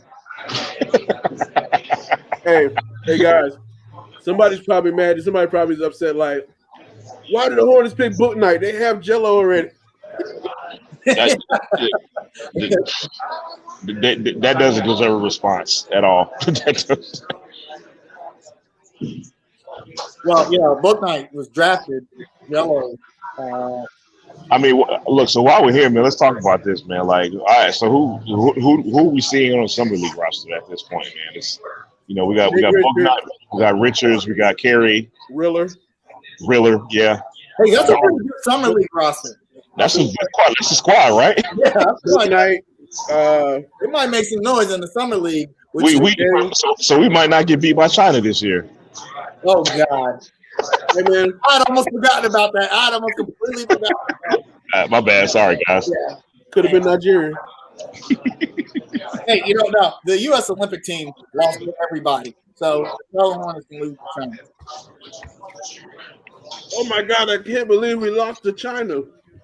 You mean the guys who've been playing together for like 10 years? Yeah, in an exhibition game. Hey, that's the thing that's losing in the NBA Finals, the Hornets team. Right. Without two of our three summer league starters, so yeah. We are guys. We're just patiently waiting on Mr. Danny Thompson to join us for a little bit. The book might kill Jello's chances. Yeah, that kind of. You know what? I'm going to answer no because Jello didn't have a chance. So no, he did not kill Jello's chances. Like Giannis's brother, and just kind of like sit at the end of the bench. Speaking of Giannis's brother, so there's another Antetokounmpo that's getting some buzz for the second round. Man. What do you think about him as a prospect? Yeah. Rodney, what do you think about him as? Um, he's athletic. He can shoot a little bit. I like his finishing around the rim. Ball handling needs to touch up a little bit, but I mean, I'm drafting him as a G League player to let him develop. I mean, I don't expect him to be good coming in. Kaz, what you got? Yeah, developing players are. I just feel like when you have a sibling that has set such a high standard in the NBA. Hey, let me be clear. We're only talking about this because it's Giannis's brother. I just want to be very clear about that. So a lot of times you feel like, because obviously, okay, those two guys share genetics, right? They share genes, so surely there's some physical attributes that would be the same between brothers. But a lot of times that very rarely happens. I mean, I can't think of a time where you had one sibling who was just astronomical, at least not in the NBA, maybe in other leagues. But the other siblings were just as good. So it could be it's just the Steph Curry, Seth Curry thing all over again. Right. Seth Curry's a really good NBA player, but he had to take a tough road to get to where he is. And I can see that happening with Giannis's brother. Absolutely. Since we're in the business of, wanting everybody's brother on the team, I just figured I'd ask about, know the intent. Here's what I don't want. Nepotism in the NBA, no place. I mean, the closest we got was the Doc Rivers, Austin Rivers situation. And although Austin Rivers turned out to be a solid NBA player. Right. He still got traded by his dad. Let's be clear. Yeah, he got. Yeah, I think the chances he got in the league were because he was Doc Rivers' son. So I don't want to see more of that. I don't want to see guys get chances just because they're the brother of such and such. So I feel like players should stand on their own merits, and I'm sure they would like to. I'm sure Jello doesn't want to be seen as LaMelo Ball's brother. He wants to be seen as his own guy. So, Kaza, your boy just got picked number 16 to OKC, Alpern Sengun, as an Oklahoma City Thunder. I think that is wait. Not so fast. Proposed trade to the Rockets. For 2 first-round picks. So Oklahoma City is just hoarding first-round picks. They have 17. The roster spots are basically 15, 14 people, 12, 14 people, whatever. All these kids aren't going to play. So eventually somebody's going to poach a pretty decent player from OKC because they just don't have roster space. Man, my question with OKC is, when does it become overkill? You know what I'm saying? Like, okay, you can get first round picks, but how much value do you get with that many? You know what I mean? Well, so Oklahoma City has always had to have homegrown. Let's be honest. Their best players came from the Seattle days, right? And because they had Russell Westbrook, they were able to bring in free agents to play alongside them. Those days are gone.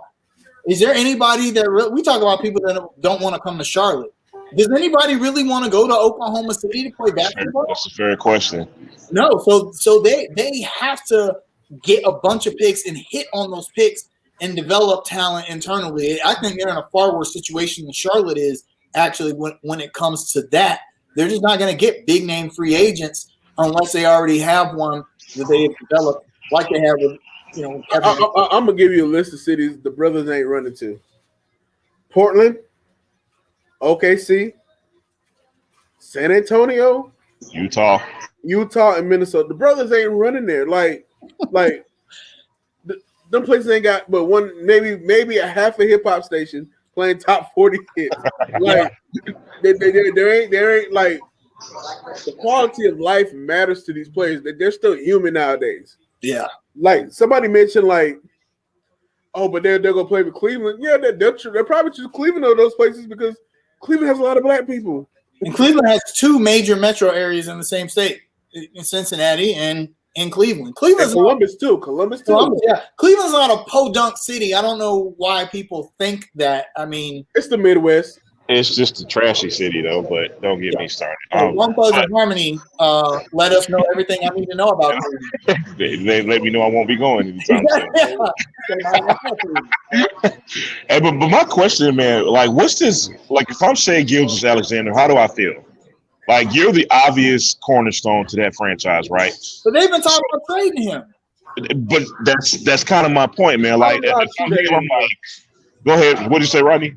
I mean, I don't know how true that is. If they trade him, then what really is the plan at this point? That's my question. Like, what are they really doing? I think now this is pure speculation that I'm making based on the history of these kind of players in the NBA. I think that Shai Gilgeous-Alexander has the reputation of being a good player on bad teams. It's relatively easy to put up impressive numbers on bad teams. If he was that good, he wouldn't have gotten traded to OKC in the first place. And if he was that good, and he was really the cornerstone of the franchise, OKC wouldn't even be entertaining the thought of trading him. Here's the point. That's conventional thinking, right? Michael Carter-Williams was the NBA Rookie of the Year. And this was when Philly the process was starting. They got a pick. They got a guy who was putting up 18 points a game as a rookie. And they were like, man, he's kind of putting we still don't like him. We don't think he's the guy. Look. I'm going to say this. Shai Gilgeous-Alexander in his rookie year in that playoff series against the Warriors was pretty damn good. Last year, not last year, but the year before, when OKC went to the bubble playoffs, he averaged 20 points a game. This year, he raised that to 24. And OKC wanted to tank, so they sat him because he was too good, and they were actually winning when he was playing. I just think he's just been in tough situations. Like players who are that good. Think about, why do teams trade good players? Let me tell you why. I would have traded him too. For basically, the Clippers got Paul George and Kawhi Leonard because they traded him. Like, yes, you only trade They were package deal. You only trade good players because you can instantly become a championship contender, or you're tanking for a rebuild. Those are only two reasons. And in the case with Los Angeles, they had a chance to instantly, overnight, become championship contenders. You make that trade, you make that deal. But OKC doesn't have that. And I don't think that Shai Gilgeous-Alexander is going to keep them from rebuilding. If anything, he's a guy that, at least from a number standpoint, you want to build around, right? I mean, that was my point, man, because it's like, okay, you started a rebuild, so not even halfway through the rebuild, you say to yourself, you know what, we don't like the way this rebuild going, so let's try it again. That's the way it looks for the OKC Thunder. I mean, they fully expected to get the number one pick. They had their eyes on Cade Cunningham all year. They think he's that guy. I don't personally think he's that guy, but they think he's that guy. So they even offered all those picks, and Detroit didn't bite on it. Detroit was like, nah, we're good. But for Shai, man, like, honestly, I don't think he really wants to be in OKC, and I can't blame him. Like, why would he be at this point? Why would he want to right now? Yeah, and then I'm saying, for my first 2 years in the NBA, I tasted the playoffs. The first year I went to the second round. The second year I was in game 7 of the first round. I don't want to do this rebuild. And now you're in NBA Siberia, where you don't really know what your team's plan is at this point. You know what I'm saying? So so like, I think it's a little different behind that. But Shai is absolutely a great young player. He's probably the best young guard, to be honest with you. He's just not in the right position. To me, man, it's just kind of weird. Like, if we're talking about him as a trade asset, you trade him for what exactly? More picks. So now you got 38 picks. You know what I'm saying? So it just goes back to the question, like, what's the plan here, man? OKC kind of confuses me, dude. To me, this is kind of like, what did Philly call it? Trust the process. Yeah. on steroids, but Right. they're not making it as obvious as Philly did. I don't know, man. It's an interesting question. I'm waiting for Danny, but Danny is acting like he doesn't want to join. Well, hold on.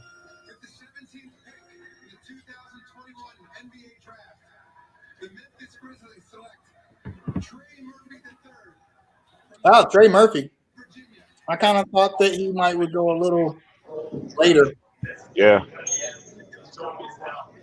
North Carolina. I kind of feel like, what do y'all think about, like, okay, so we've seen Memphis, we've seen Golden State, we've seen the Magic. Like, is this, I feel like in past years, we didn't see this many teams with multiple draft picks. I feel like this year's kind of an anomaly with that. What do y'all think about that? I think it's a side effect of the super team era. A lot of teams are already set. Yeah. So the draft picks aren't as important to them, so they're willing to trade them for championship pieces or what they perceive to be, pieces. Players are way more valuable than picks for the most part because they're a known commodity. Right.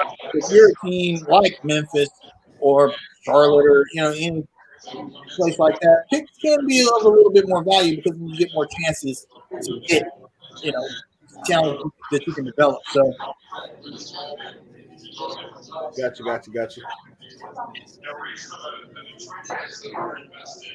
Actually, I like the kid from VCU, the one they call Bones. Yeah. He's a sophomore last year. He's 6'3". He averaged about 20 points a game. I really like his upside and potential. I wouldn't be shocked if he goes to the next couple picks. I wouldn't be shocked if the Knicks picked him. The Knicks are going to be a real interesting team next season. I agree. To be honest with you, I don't see how Tibbs plays both of these first round picks. He doesn't play rookies like that. He either plays people too much or too little. So right. You're gonna die on the court. Your legs will give out. Yeah, Cody Zeller would be great as a Knick. Cody Zeller would. That's a perfect fit. He would die on the court for the Charlotte Hornets. So, die of 1,000 broken noses. I swear, man, right.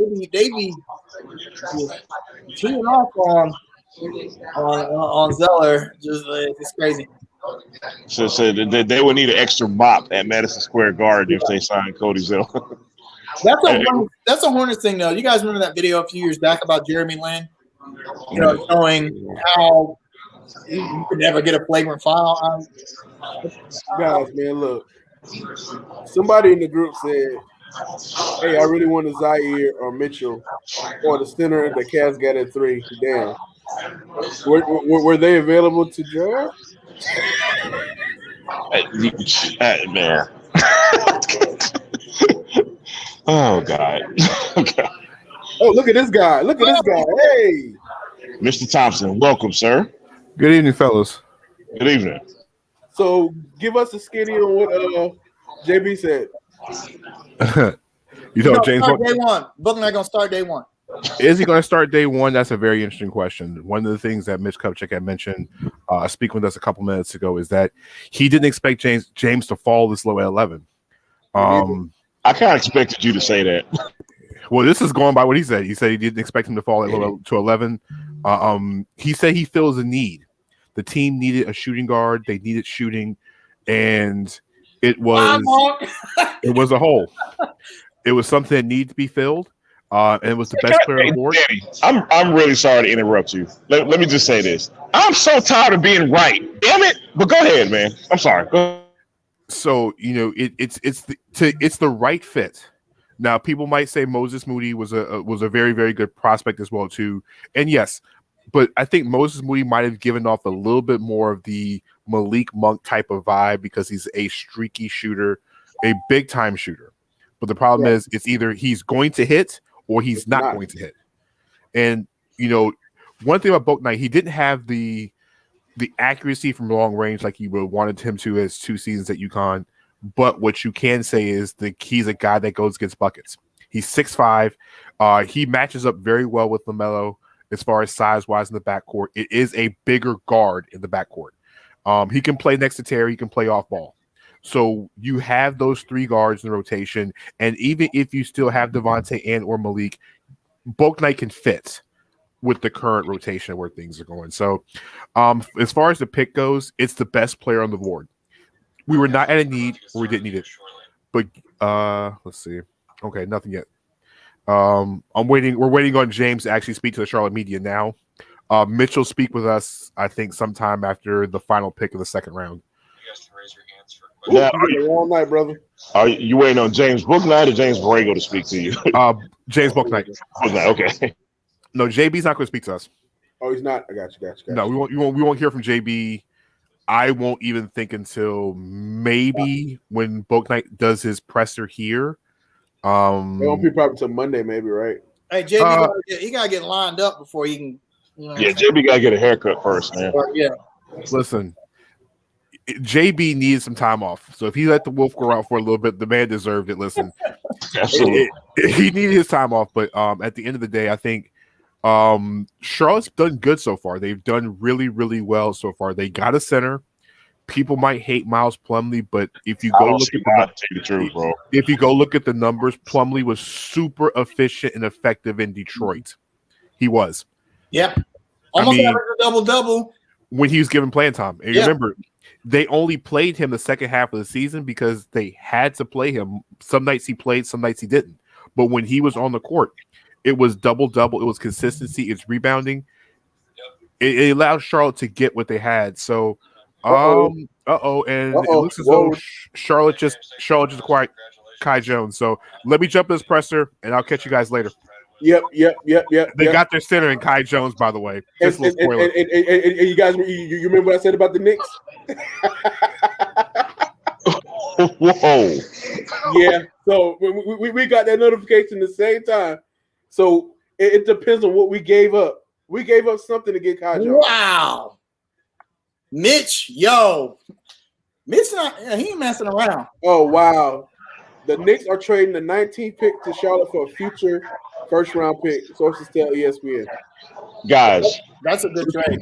Listen, y'all. Am I hearing this right? We just got Kai Jones and James Bouknight on the same night. Hey, Am I hearing this I need to drink this.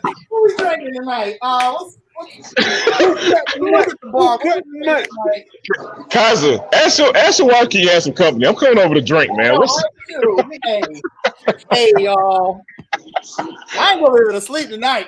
Mitch Kupchak for mayor. Listen, look, man. They just got Bobby Portis fired. I know.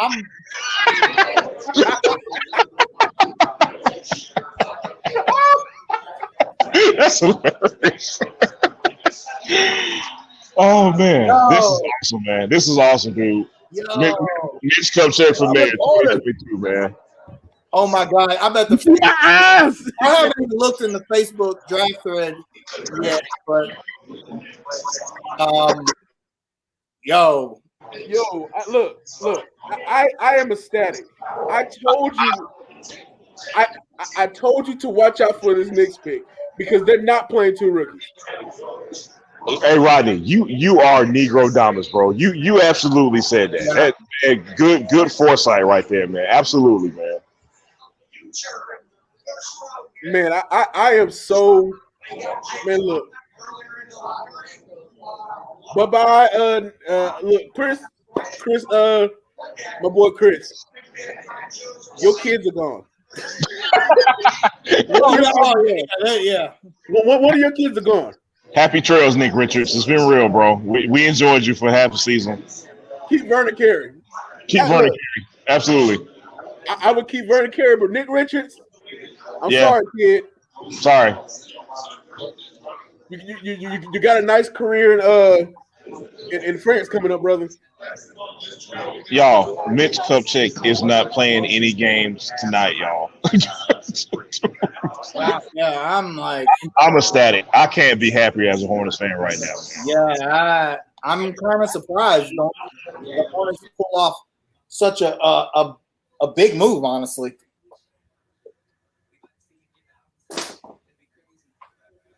Yo, man, playoffs. Playoffs. Look, perennial playoff team within the next year and a half.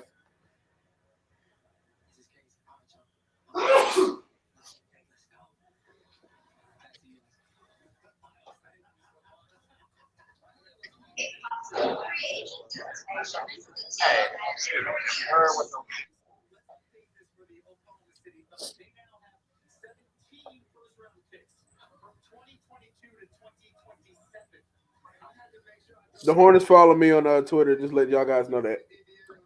That's what's up. They've been following me for years, actually.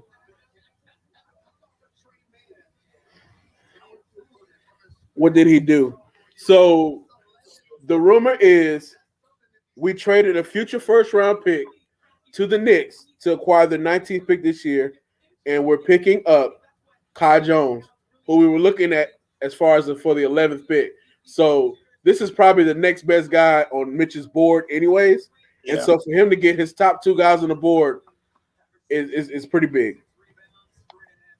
Hey, man, you know what? No, I can't. I will no longer tolerate any more Mitch Kupchak slander. Not from this point. Yeah, No, sir. in any way, shape, or form from any Hornets fans. If you say something about Mitch, then we fight. It's on site at that point. I mean, think about Mitch's draft record since he's got here. Miles Bridges, Devontae Graham, P.J. Washington. Hey, but James Bouknight and Kai Jones? Come on, man. Come on, man. Look. Kai Jones had on a shirt with like the little crown and a Hornet emblem on it, like a sweatshirt or something like that. A couple days ago, he knew something. Yeah, right.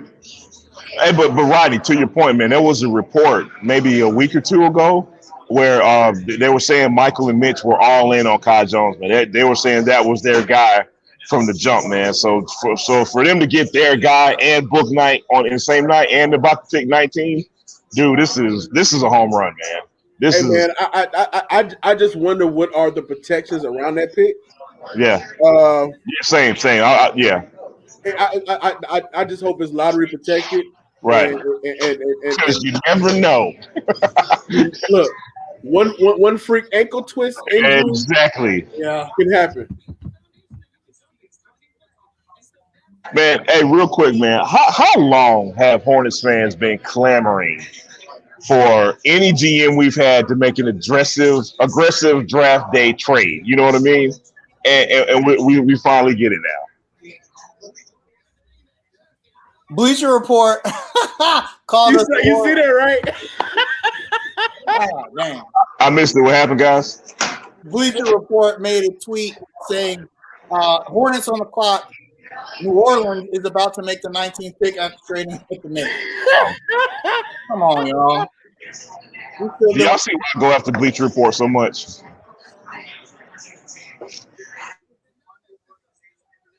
Kai Jones is a center of Bohemian descent, and he played for Texas, I think. Yeah, Texas. Kai Jones is 6'11", athletic freak. Hey, Horns back. We running it back this season, bigger and better. It's too hard to not be excited about the upcoming season. Look at Jalen Rose talking about, ooh, I like that. He made a lot of sense. He said, when you get a superstar type player, they're like a magnet that make players around him better, and you go out and be aggressive and take chances, which I wholeheartedly agree with. I'm actually agreeing with an ESPN ABC analyst.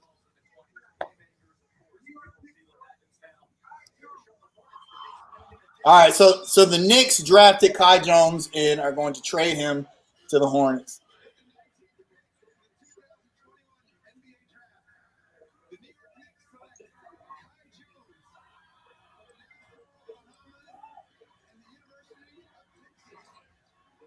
It's funny watching these Knicks fans like, oh yeah, I know. No.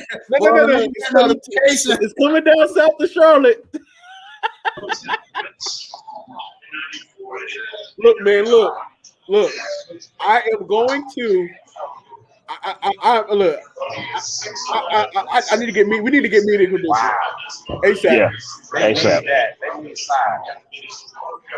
Specterson about to be litty, bro. Yes. Oh my God. I cannot wait to go open tonight. I gotta find tickets. We gotta find tickets open tonight. We got to go together too, man. We got to make that happen. Ty is asking, why aren't the Panthers this aggressive? Now, look, this is the first time we'll say this on the show. We don't know, man. Yeah. I don't know what the Panthers are up to. we have no clue what the Panthers are up to. We have no rapport with this new GM. We don't understand Nothing. We know nothing. By the way, we probably will have our training camp preview Sunday, so just look out for it, Ty. For the Panthers? Yeah. We got a guess? We're working on it. Hint, hint, wink, wink. Okay. We're working on it. Yep. Our friend who doesn't neglects us? Yeah. Somebody who's gotten too big for us. We'll get him back on. We might make it a 5-parter because I right. have another guest on, so I'm gonna reach out. There we go. We'll talk, man. Yeah. We'll talk. Throw up the phones. What a good night for the Charlotte Hornets. Man, I'm like, has this been the best draft so far? Well, let's not say that yet. Look, we'll say this is the most excited we've been. We'll see how things turn out, man. But we love the Kai Jones potential, man. We love the book night pick, man. This is by far the most excited we've been in a while. So I'll say that much. I know our summer league team is going to be. They're going to win the summer league championship. They should. They should. Yeah. So James Booknight said he and LaMelo Ball's games will complement each other really well. We both play with flair, swagger, and we want to win. He said his workout with the Hornets was the first during the process and also his best. And added the Hornets can be a real special team. What do you say to that, man? What do you say? Hey, man. What would this kid say? Is Liddy?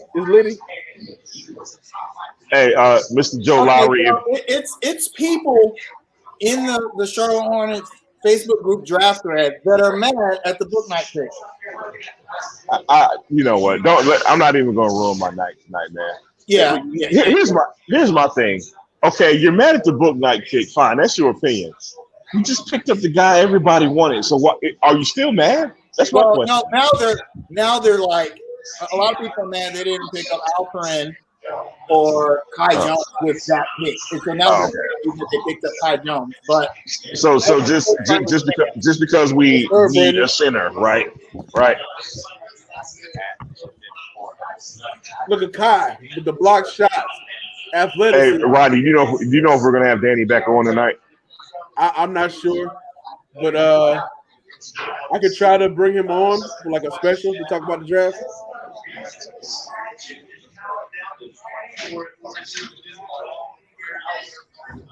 I see you, Kai, looking like Cameron with all that pink on. Hey, Joseph Lowry, if you're still on, man, I not only do I like it, I love it, man. This is by far the most excited I've been in a long time, man. This is awesome. Mitch Kochek has hit a home run tonight. Now, one thing I want to. Y'all listen to this. Miles Bridges, PJ Washington, Kai Jones, Book Night, and LaMelo running the fast break. Come on, man. What do you do with that? Hey, real quick, I want to talk about something, man. Nada Edwards was saying, don't expect Kai Jones to contribute immediately. What do y'all think about that? I mean, I wouldn't be mad. I mean, but didn't we say the same? Well, didn't Mitch say the same thing about PJ? PJ was supposed to be the G League, right? Yeah, I mean, it's like, to me, watching the NBA game and a college game is totally different.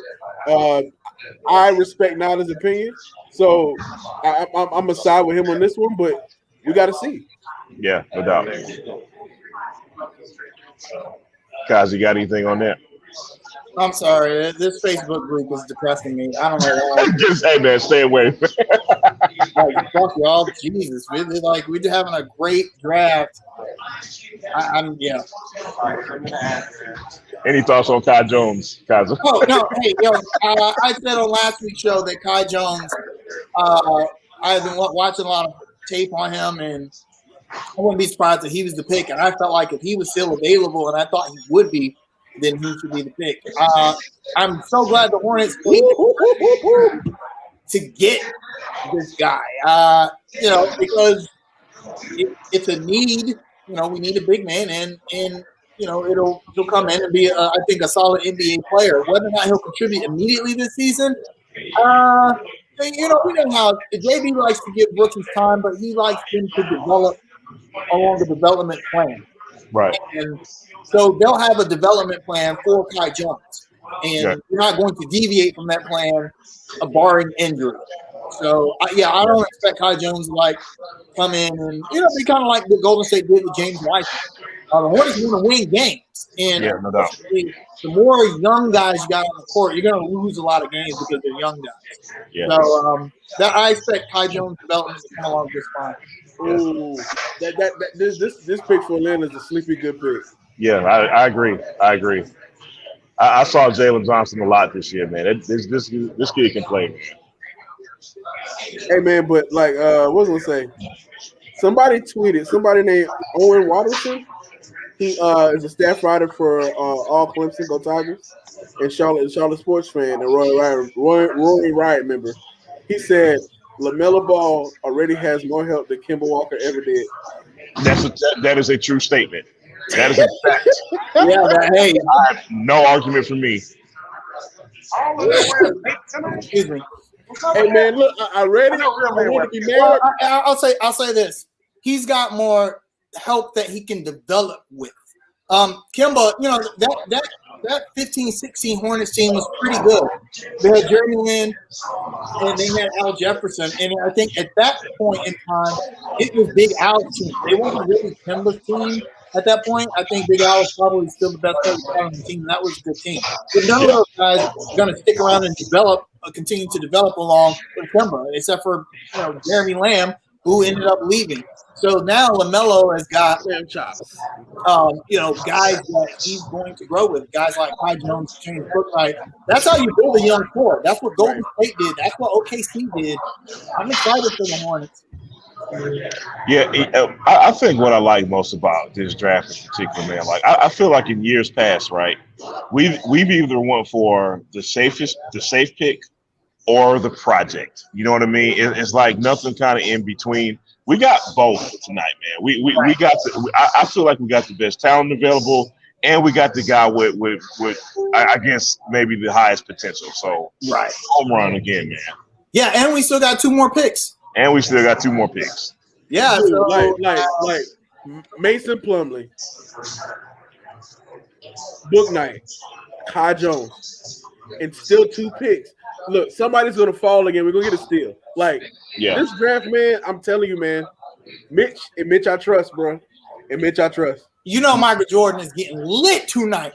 He is in his condo. He is on that. He is on that Sincero tonight, man. It is on, bro. You know how Michael Jordan. I don't know how many people know this, but he has literal truckloads of tequila that get delivered to his house, literal, giant moving trucks of cases of tequila. The tequila company that send me about a big dog. Yeah, man. Yeah, so throw something, Mike. The truck is at Michael Jordan's house right now, getting unloaded. So the yellow-eyed monster. What am I talking about? Michael Jordan only cares about selling shoes. Right. He doesn't care about winning. Yeah, he doesn't care. According to the fans, man, he doesn't care. Blah blah blah. Look, man. Okay. So now we gotta ask a question. Go ahead. We're here now. Yep. Go ahead. How much credit are we gonna give Michael Jordan? None. Michael Jordan. None. Gets no credit. None. No credit whatsoever. None. he drafted Adam Morrison 17 years ago. You still got to talk about that. Oh, that's right. Yeah. If it was a bad MKG, man. Bad pick, Jordan. Good pick, Mitch. That's how I go. So Nick Richards is a Michael Jordan pick, right? I don't know. You got to ask Chris that one, man. Hey, I'm about to hit up OG Galloway. Watch this. I'm gonna give you his response. This is too much fun, man. Yeah, this is a better draft than last season, and I mean, we got LaMelo Ball last season, but I feel like if you're a Hornets fan and you are not excited right now, you need to take your ass to LA. Just hop a train and just go to Los Angeles and cheer for them. You know, and guys, one thing I want to touch on real quickly, man, that we had, you know, we'll talk about this way more in depth Sunday. Free agency starts Sunday, guys. So and the Hornets still have $26 million in cap space. Exactly. Well, it might be a little less now. It will be with the former trade. About 15 million, which is still pretty good. They can sign pretty much whoever they want. They can re-sign Devontae Graham. Malik Monk, I don't even think they'll make him a qualifying offer now. Guys, the Knicks are trading the 21st pick to the Pistons. Like I told you Tibbs don't want young guys. He does not want them, especially late first round. He doesn't care. I don't know if that's the wise thing for the Knicks. Like, okay, I know New York is excited that they're in the playoffs last year. I get it, but I don't know if that's the way to go, man. But we got Danny back on, man. Daniel, so what was your reaction when you realized that Kai Jones was coming to the Hornets? I had to basically try to unmute myself because the presser had just started for book night. At the same time, my phone's dinging for Kai Jones, and you guys were trying to watch it on TV. So it was interesting. But you know what? I think Mitch might have hit this the entire draft out of the ballpark. Hello. I don't know what else he can do.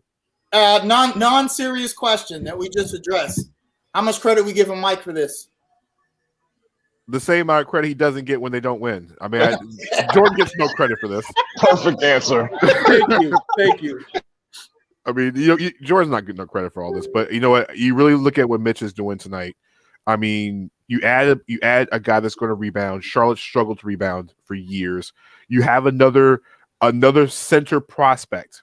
So now we're going to the summer league, and now Nick Richards and Vernon Carey, they've got literally 10 days to get their shit. Excuse my language. Get their shit together. We cuss on the show. You're fine. I know, but you still got to excuse yourself when you're at somebody's house. No, he's still company. You need to ask.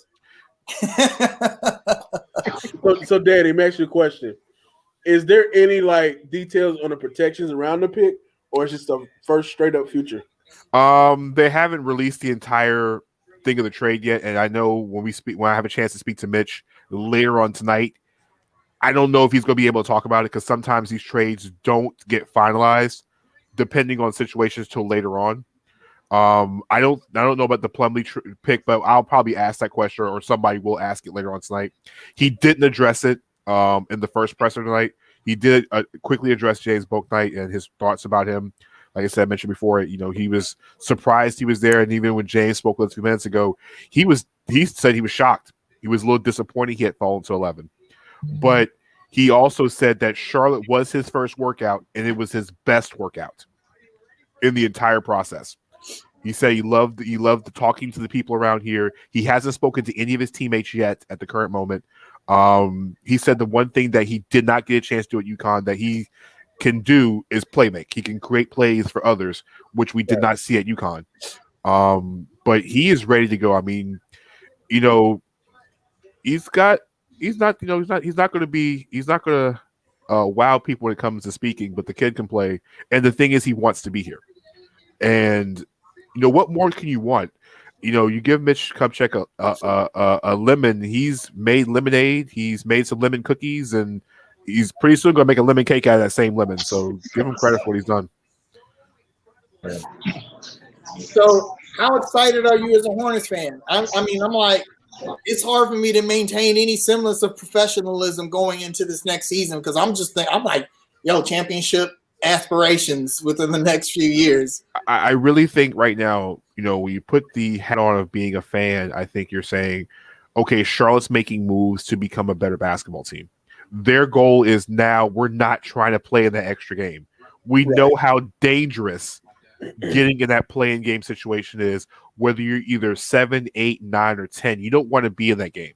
Your goal is to be in the top 6. I think when Mitch watched Atlanta and how they have developed, They turned that corner very quickly. And now Atlanta is considered one of the 6 best teams in the Eastern Conference. Your goal is to get in the top 6. Your goal is not to play any additional games. It's not about revenue. It's about getting a guaranteed spot in the playoffs. And I think Mitch is doing everything he can to get to that spot. So, and nothing is, and the best part about it is there's still flexibility in the future. Plumlee's contract isn't long term. It's not a cap killer. And you can still keep Terry Rozier and don't have to move him. Right. Yeah. You don't have to trade your best fourth quarter scorer at any point in time in the next 6 months. And Mitch, we trust at this point. You have to trust the man. The man is doing his job. Hornets fans wanted a center in this draft. They wanted a center at 11. It just so happened they got the center at 19 that people wanted at 11. And they got the scorer. Hey Danny, one question I didn't get to ask you earlier, man. I'm guessing this is a foregone conclusion, man. But with Bouknight and with Kai Jones and with Plumlee being added this year, does this signify the end for Monk and Cody Zeller in the Hornets uniform? I don't think Cody Zeller is coming back. The longest tenured player on the roster. I just don't. It's either Zeller or Biyombo is going to be gone. It's one of the two. I can't see any situation where both of them are brought it back. And Isaiah Jackson has just been traded to Indiana. But I don't see any situation where they bring all 3 of them back, especially when you have Carey, especially when you have Richards. You guys see what they have. Now, what drafting Kai Jones tells me is that I don't know if either one of those guys might not make the roster. Right. I'm saying Carey or Richards might not be headed to Greensboro either. Because there's only so many guys you can carry on this roster, but we don't know what the G League's going to look like either. We don't know what any of these things are looking like at the current moment. So I don't know. I just know that somebody better have a breakout summer league in 2 weeks, and I'm not talking about LiAngelo Ball. So let me ask you a question. What does the drafting of Bouknight, how does that affect Jello's chances of making the roster? It doesn't. He has to make it through the tryout camp first. I mean, look. I'm asking the question that people want to know. I understand. At this point, LiAngelo's situation is that he's being invited to have the ability to make the summer league squad. He hasn't signed the contract. He's getting the invite to show up.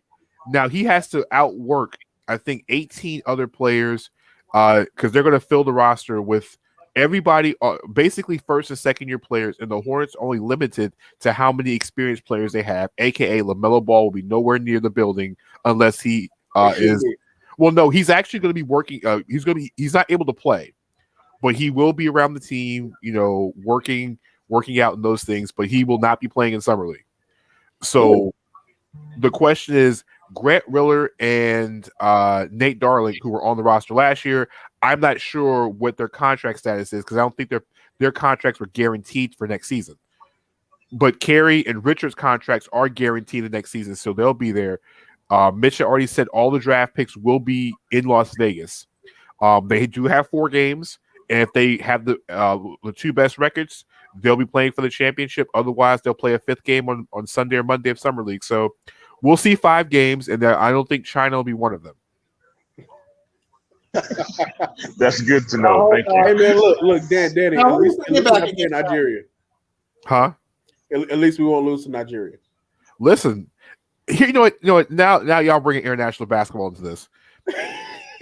Y'all, it's the funny part about Team USA and all the butchering that Team USA gets is people think that because they play in the NBA that it's going to work when it comes to FIBA. Nope, different rules. Yeah, we talked about that last week. The adjustment from NBA ball to FIBA basketball is bigger than people realize. Drew Holiday said it best on Sunday. He's like, this is it's a different type of physicality. Right. AKA the stuff we get away with in the NBA, we don't get away with in international play. Let me cut you off real quick, Danny. I actually just saw an article today, and I'm paraphrasing because I don't remember the exact headline of the article. It says something to the effect of the Olympics are showing us why NBA refs are trash. I don't know if you want to put it into those exact words. Maybe you do, maybe you don't. But are we seeing a clear difference in FIBA referees versus NBA referees? Listen, FIBA referees are one thing. FIBA referees don't officiate in the NBA, so guess what? There's no such thing as star calls. So they don't get to see Kevin Durant and have coaches come, in their faces on a regular basis. They don't know these guys from a can of paint. The only time those guys were intimidated was in '92 when you look over as a referee and you see Michael Jordan and Magic Johnson complain about a call. Okay, all right, guys, you can go ahead and get away with it. Nobody on Team USA is at that caliber level. If you go back to even 2008 and 2012, referees were giving it to Kobe. All right. Mm-hmm. The referees, were giving it to Kobe. So our boy Bobby Marks just released the pick protections for the future first round pick. In 2022 is 1 through 18. 2023 1 through 16. 2024 1 through 14. 2025 1 through 14 again, and then will turn into 2 future second round picks if not conveyed. Mitch is working, man. I feel like we kind of fleeced them on this. And I like those protections. I think that's pretty a safe bet, for lack of a better term. Well, I mean it might, to be honest with you, it might convey next year. But if it doesn't, I don't foresee it conveying. I think the good news about it is I think it kind of works out for both teams. I think the Knicks were trying to package up the picks to move up. They couldn't move up and get what they wanted. So why take on an additional first round salary when we have a little bit more than a full max cap space and more than that to go out there and make additional moves. Now, speaking of additional moves, the Rockets just drafted another big guy, or the kid from Spain, the big kid from Spain. We talk about moving. The Oklahoma City Thunder has moved more than anybody else. Like, that's the team we need to start calling for draft picks. The Thunder. Jeez. Look, Danny, am I wrong for saying this? Like, the Thunder can't literally play all these 17 players. So they're going to eventually have to let go a pretty good person that's drafted with a first-round pick unless they package those picks for a star, which I don't see that happening at this point. Listen, I mentioned it on Twitter a few minutes ago. Sam Presti is like the guy that goes to Walmart, the person that goes to Walmart like right now and buys all the Lysol and just hoards it and just waits until everybody needs it in the middle of a pandemic and says, hey, guess what? I got Lysol. So who needs it? And it pretty much goes to the best taker. I mean, 17 first-round picks over the next 5 years. That's ridiculous. Like, this is, I saw on Twitter somebody mentioned the NBA Adam Silver should investigate if Oklahoma City doesn't hire a Colangelo in the next 24 hours. Oh man, that's. I think it's like a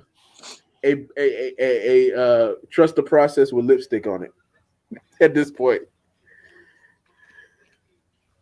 Well, let's say this.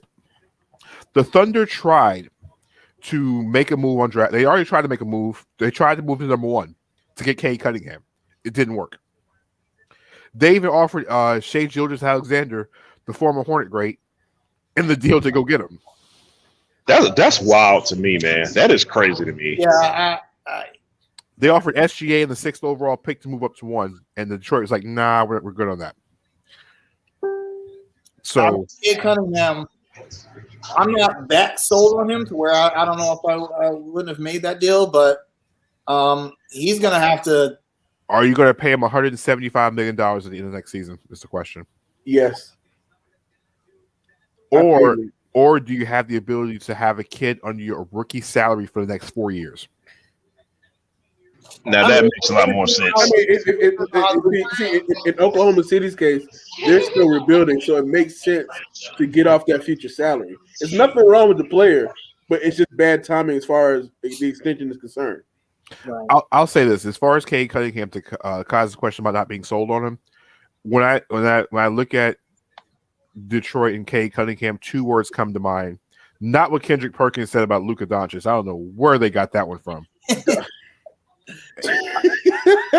I don't know how Kendrick Perkins even got on the draft set. I was very disappointed when I heard his voice. But when I think of Cade Cunningham, there's two words I think of on the basketball court, and that's Grant Hill. Mm. He reminds me. Strong statement, He's man. not the athlete Grant Hill was, though, to me. But you got to think Grant Hill was not this uber athlete coming out of college either. He was above average athlete. Okay, one thing Grant Hill had was the ability to lead. He had great court vision. He was able to rebound, score, and also be clutch. And Cade Cunningham is every bit of that. If you go look at Cade's numbers when they played teams that are ranked from top 15 and above, his numbers were way above his season's averages. So go back to, I think it was the Big 12 championship tournament where he scored 25 points in the second half, and Oklahoma State almost won that game over Kansas. The kid can play. He's going to step right into Detroit. He wants to be there. How many players want to be in Detroit? Good point. Great point. Green wanted to be in Detroit. Kaiser wouldn't go to Detroit if they paid him $2 million a year. See, look at him. Look at him. Talked about that earlier. It depends on which side of 8 Mile I can find a house on. Kaiser ain't going to Detroit for $2 million. He would have to go for Cade's $8 million salary. If it's $8 million, Kaiser be going tomorrow. I tell you what, Jamal will go to Detroit for $2 million. Look. You can buy a very nice mansion in Detroit for $200,000. Are you sure about that? I will go to Ann Arbor. Hey, down the street is questionable, but you can find a nice mansion for about $300,000. I will live in Flint for $2 million. God,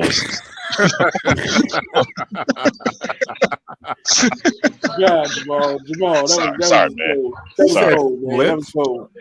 Sorry. Wow. Let me ask you this real quick, Danny. It's kind of an unrelated question, but because you have more access to the team than we do, there was a debate in the Hornets group about how much input the coaching staff have on players' off-season development. Mm-hmm. And I thought that it was ridiculous to imply that the coaching staff is not part of a player's off-season development. I'm not saying that players cannot develop on their own in the off-season, but the coaching staff typically will identify the deficiencies in which players need to work on in the off-season. But there are some people who think that that is not the case, that players know themselves what they need to work on, and they just go work on those things in the off-season. What's your take on that? It's a little bit of both. Depending on how far along you're in the process of being in the league. If you look at Terry Rozier, for example, he works out in Miami. He works out with different guys. He works out with his personal trainers in Miami. But Terry Rozier is a veteran. Right. If you listen to what Mitch had said before the draft about players being in Charlotte, the guys that are in Charlotte right now working out there, staying through the summer, are guys still on their rookie contracts. Mm-hmm. I don't expect Gordon Hayward to be playing in Charlotte with the young guys during the offseason. Gordon Hayward is an experienced veteran. He's been around the block. All right. I think the younger guys will tend to be more towards being around and being in Charlotte. I think I think what made everything different is when LaMelo Ball said, "I'm going to be in Charlotte for the summer." I think when you're a franchise player or the guy that's you're molding into the franchise player, I still think Gordon Hayward is transitioning his way into LaMelo Ball's team because eventually that's why they draft him third overall. Okay. Right. You're not going to give him the keys from day one. It wasn't enough time to do it. But we learned after the last season that there's no way this kid should not be the franchise player. I think we're all in agreement with that. Right. But when your 19-year-old, soon to be 20-year-old franchise player is spending time in Charlotte, I bet Miles Bridges was like, you know what? I need to be here. PJ's like, you know what? I need to be here. Devontae's like, I definitely need to be here. I got to make sure this guy's not taking my spot either. All right. PJ's here and all sad and everything. We'll talk about that on Sunday. You know what, though? PJ said, when PJ tweet out, it's not what y'all be looking, what y'all don't see, whatever you want to say. Yeah, sure, guy. Sure. Listen, I listen. I'm not going to speak on that matter because, listen, all I know is I saw the video before they got together. That's all I'm saying. I saw Britney's YouTube video. That's all I'm saying. We all saw that one. We've been around the block. We see that video. I honestly think that whole situation affected, along with other basketball-related factors, affected PJ Washington last season. Well, the real question was, when did they break up? Is the question. Was it during the season? I know he had the baby after the break because he took a couple days off. But when did this breakup happen? It probably happened like right after the offseason, like probably right around the finals. Well, if that's the case, that has nothing to do with the season. The only thing that affected was being a father. Breakups don't happen like that. It's a buildup, and based on what we know about just from what we know on social media about the relationship now, this had probably been brewing for some time. Throughout the season. Also, having a child is a big responsibility. So welcome to the TMZ version of under construction. All right. Hey man, giving the people what they want, man. I hope that though he can focus on being a father, and that kind of grounds him and centers him into focusing more on being a good NBA player, which I know he can be, which I know he is actually. There's no can be to it. PJ Washington. Hey bro, fight for custody. That's all I gotta say. I ain't paying $200,000. Yeah, $200,000 a month. I ain't doing it. I don't think it's a real number because that's literally looking at $2.4 million, which is almost half this man's salary. His salary, yeah. Well, good comment. Yeah, I hope PJ. Well, I mean, I think he's got an extension coming within the next year. So, Marshawn Lynch said it best: protect your mentals and protect your chicken. Not truer words and better words spoken. I couldn't have said it any better, man. Well, I'm not going to say the first part of this, but you better pick the white one or pick the kiddies up. Y'all know the first part, and I'm not going to say it. Famous quotable, yes sir. I mean, or you say 18 years. 18 years. Yeah. Hey, I don't know that lady like that, so I'm not. I'm not going. I don't want to know that lady like that. I think the world knows that lady like that. All I know is the best. Jamal. I don't know, but the best picture I saw was when she had posted a picture of the baby, the baby, and Tiana Trump, and she's holding the baby. I'm just like, and the comments on Twitter were just, I mean, award-winning comments. Hold his neck! Hold his neck! Those comments were award-winning. I'm not even going to mention what they said. You're going to have to. You know what? There's no such thing as negative publicity, right? When was the last time anybody talked about the Charlotte Hornets in any capacity, basketball or otherwise, over the last 20 years, or especially since Hey man, it hasn't really been a bad week the last week or two when it comes to publicity for the Hornets, man. We got PJ going on. We got LaMelo's brother being signed to the summer league team, man. So, but it's like every week I see the Hornets in sports media. They're talking about something. LaMelo Ball's teeth during the ESPYs. That was a whole topic of conversation on sports shows the next day. Look, Charlotte, the city of Charlotte needs some good news after Rolling Loud, and we're not going to talk about that. We'll say that for Sunday. Yes, sir. All I know is the city of Charlotte needs good news because Panther season is about to start. Don't you start, Danny. Look. Falcon season starts as well. They said Sam Darnold has looked great at the beginning of training camp. That's either one of two things: either A, your defense is really trash because Sam Darnold looks really good. or you got guys getting pulled over by the police wearing Panther helmets. I'm not sold on Sam Darnold. I think he's just the YT Teddy Bridgewater. But listen, he's your bridge quarterback because you didn't draft one. Yeah, we not. Hey man, look.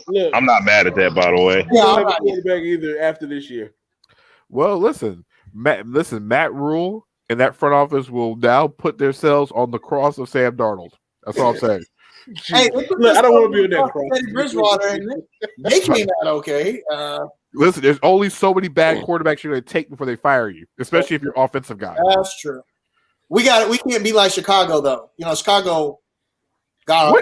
What has Chicago had at quarterback? I mean, you're going to mention Chicago. They've never had a. I don't think they ever. Before we were born, Sid Luckman. That's his name. Before we were born. Listen. Denver's got the steal of the draft right now. The 26th overall pick, Denver took Nashawn Highland from VCU. He's one of my sleepers in this draft. I love Bones Highland.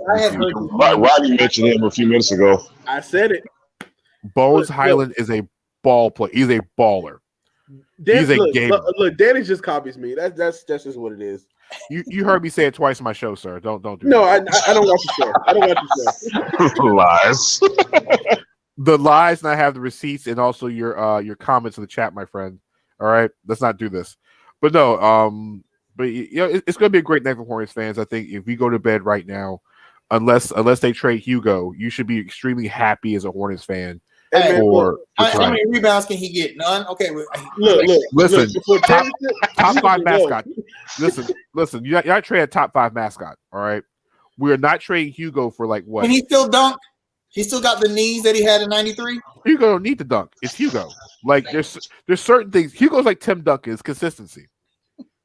All right, it ain't pretty. It's consistent. That's true. Like true. We're not trading Hugo for like Spike Lee and Ben Simmons. Okay, we're not trading Hugo for that.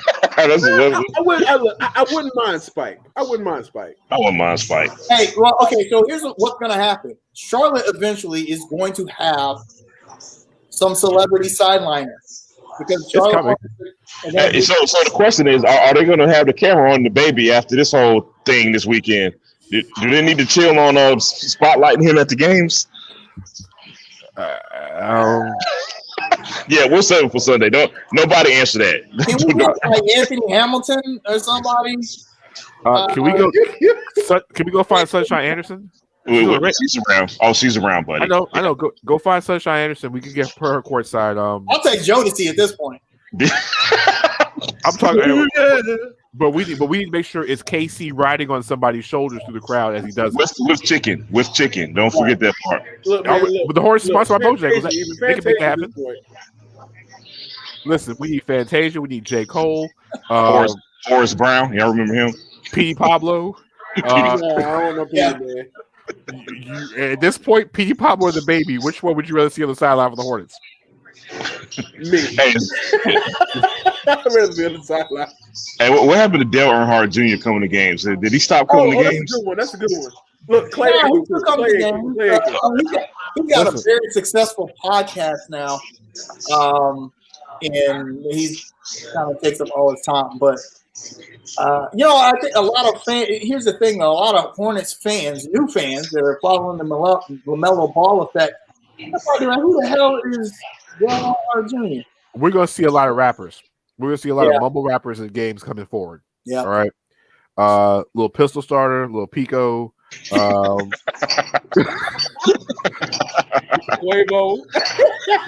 Nah, we in Atlanta. Little mumble. We gonna see a whole bunch of mumble rappers because the thing is, LaMelo goes out and supports so many people. Like on being just not the funny side. Like you go see LaMelo. And you see his Instagram or you see his feed, he's out there with different people everywhere. So I'm sure you're going to start seeing people at Hornets games wearing LaMelo jerseys. Like, this dude's a Hornets fan? Right. Gucci's going to show up one of these nights because Gucci's a fan of everybody. Hey, why are rappers the biggest bandwagon sports fans, man? I wonder why that is, dude. Look, I want to see the same reason why Drake is Drake. Because I think Drake started this. The same way we blame Drake for everything else, Drake started bandwagon fanship. All right. Because what does Kentucky and Canada have anything to do with each other? Like nothing. Absolutely nothing in common. Nothing. I don't think Canada even has Kentucky Fried Chicken. All right. So I'm not even sure how that even works. Stephanie Mills live down here too? Yeah, dog. She's been here forever. She's been here for like 30 years. Yep. Yeah. Since the 90s, I know because I know people that have done music with her. Yeah. Listen. John P. Key. I'll take Murray. I'll take John P. Key. John P. Key. Yeah. Listen, I mean, we can even dip into South Carolina. Who's famous in South Carolina? Nobody. People Bryson. He's from LC? Really? Yeah, he's from Greenville. Did not know that. Wow. Who's from Charleston? Does anybody know? Chris Middleton, the NBA champion, the closer for the Milwaukee Bucks. Unless he want to. No, Stephen Colbert from Charleston. Did not know that as well. Did not know that. I didn't see a birth certificate. Hey, did y'all know that Limp Bizkit is from Gastonia? No way. That's Yeah. a gas. I Really? mean, that's a Gastonia type of thing. Yeah, I think Fred Durst went to. Did he go to He graduated. Ashbrook? Yeah. Ashbrook, yeah. Yeah, Fred went to Ashbrook. They make some Gastonia type music. That's not They surprising. did, yeah. When I found that out, I was like, that kind of Makes sense. Shout out to Gastonia, by the way. They Shout like. Hey man, look. They shop the Eastridge Mall. They look like it. Look, man, Gastonia actually has a few nice neighborhoods I just went to the other week. I'm like, Yeah, it's called Really? Belmont. It's called Belmont. Yes, Belmont. It's some long money in Belmont, buddy. Yes, sir. Creighton. oh man. Oh god. Right All by right, Del well, Ivy. I got to get off here so I can go to my professional job. Yeah, I do too, man. But it's been a great night to be a Hornets fan. Danny, thanks so much for coming on. Danny, thank you so much, man. We appreciate you, man. Chadwick from South Carolina to RIP Chadwick. R.I.P. all right, Chadwick, Chadwick, man. yep. So, Real quick, man, everybody who showed up in the chat, man, again, thank y'all because y'all made the night even that much more fun, it was a man. lot of fun. Thank you, Danny Thompson. Thank you, guys, and thank you, Rodney. Thank you, everybody. Y'all be safe out there, man. Peace, y'all. Peace out. Peace, y'all. All right, catch y'all later.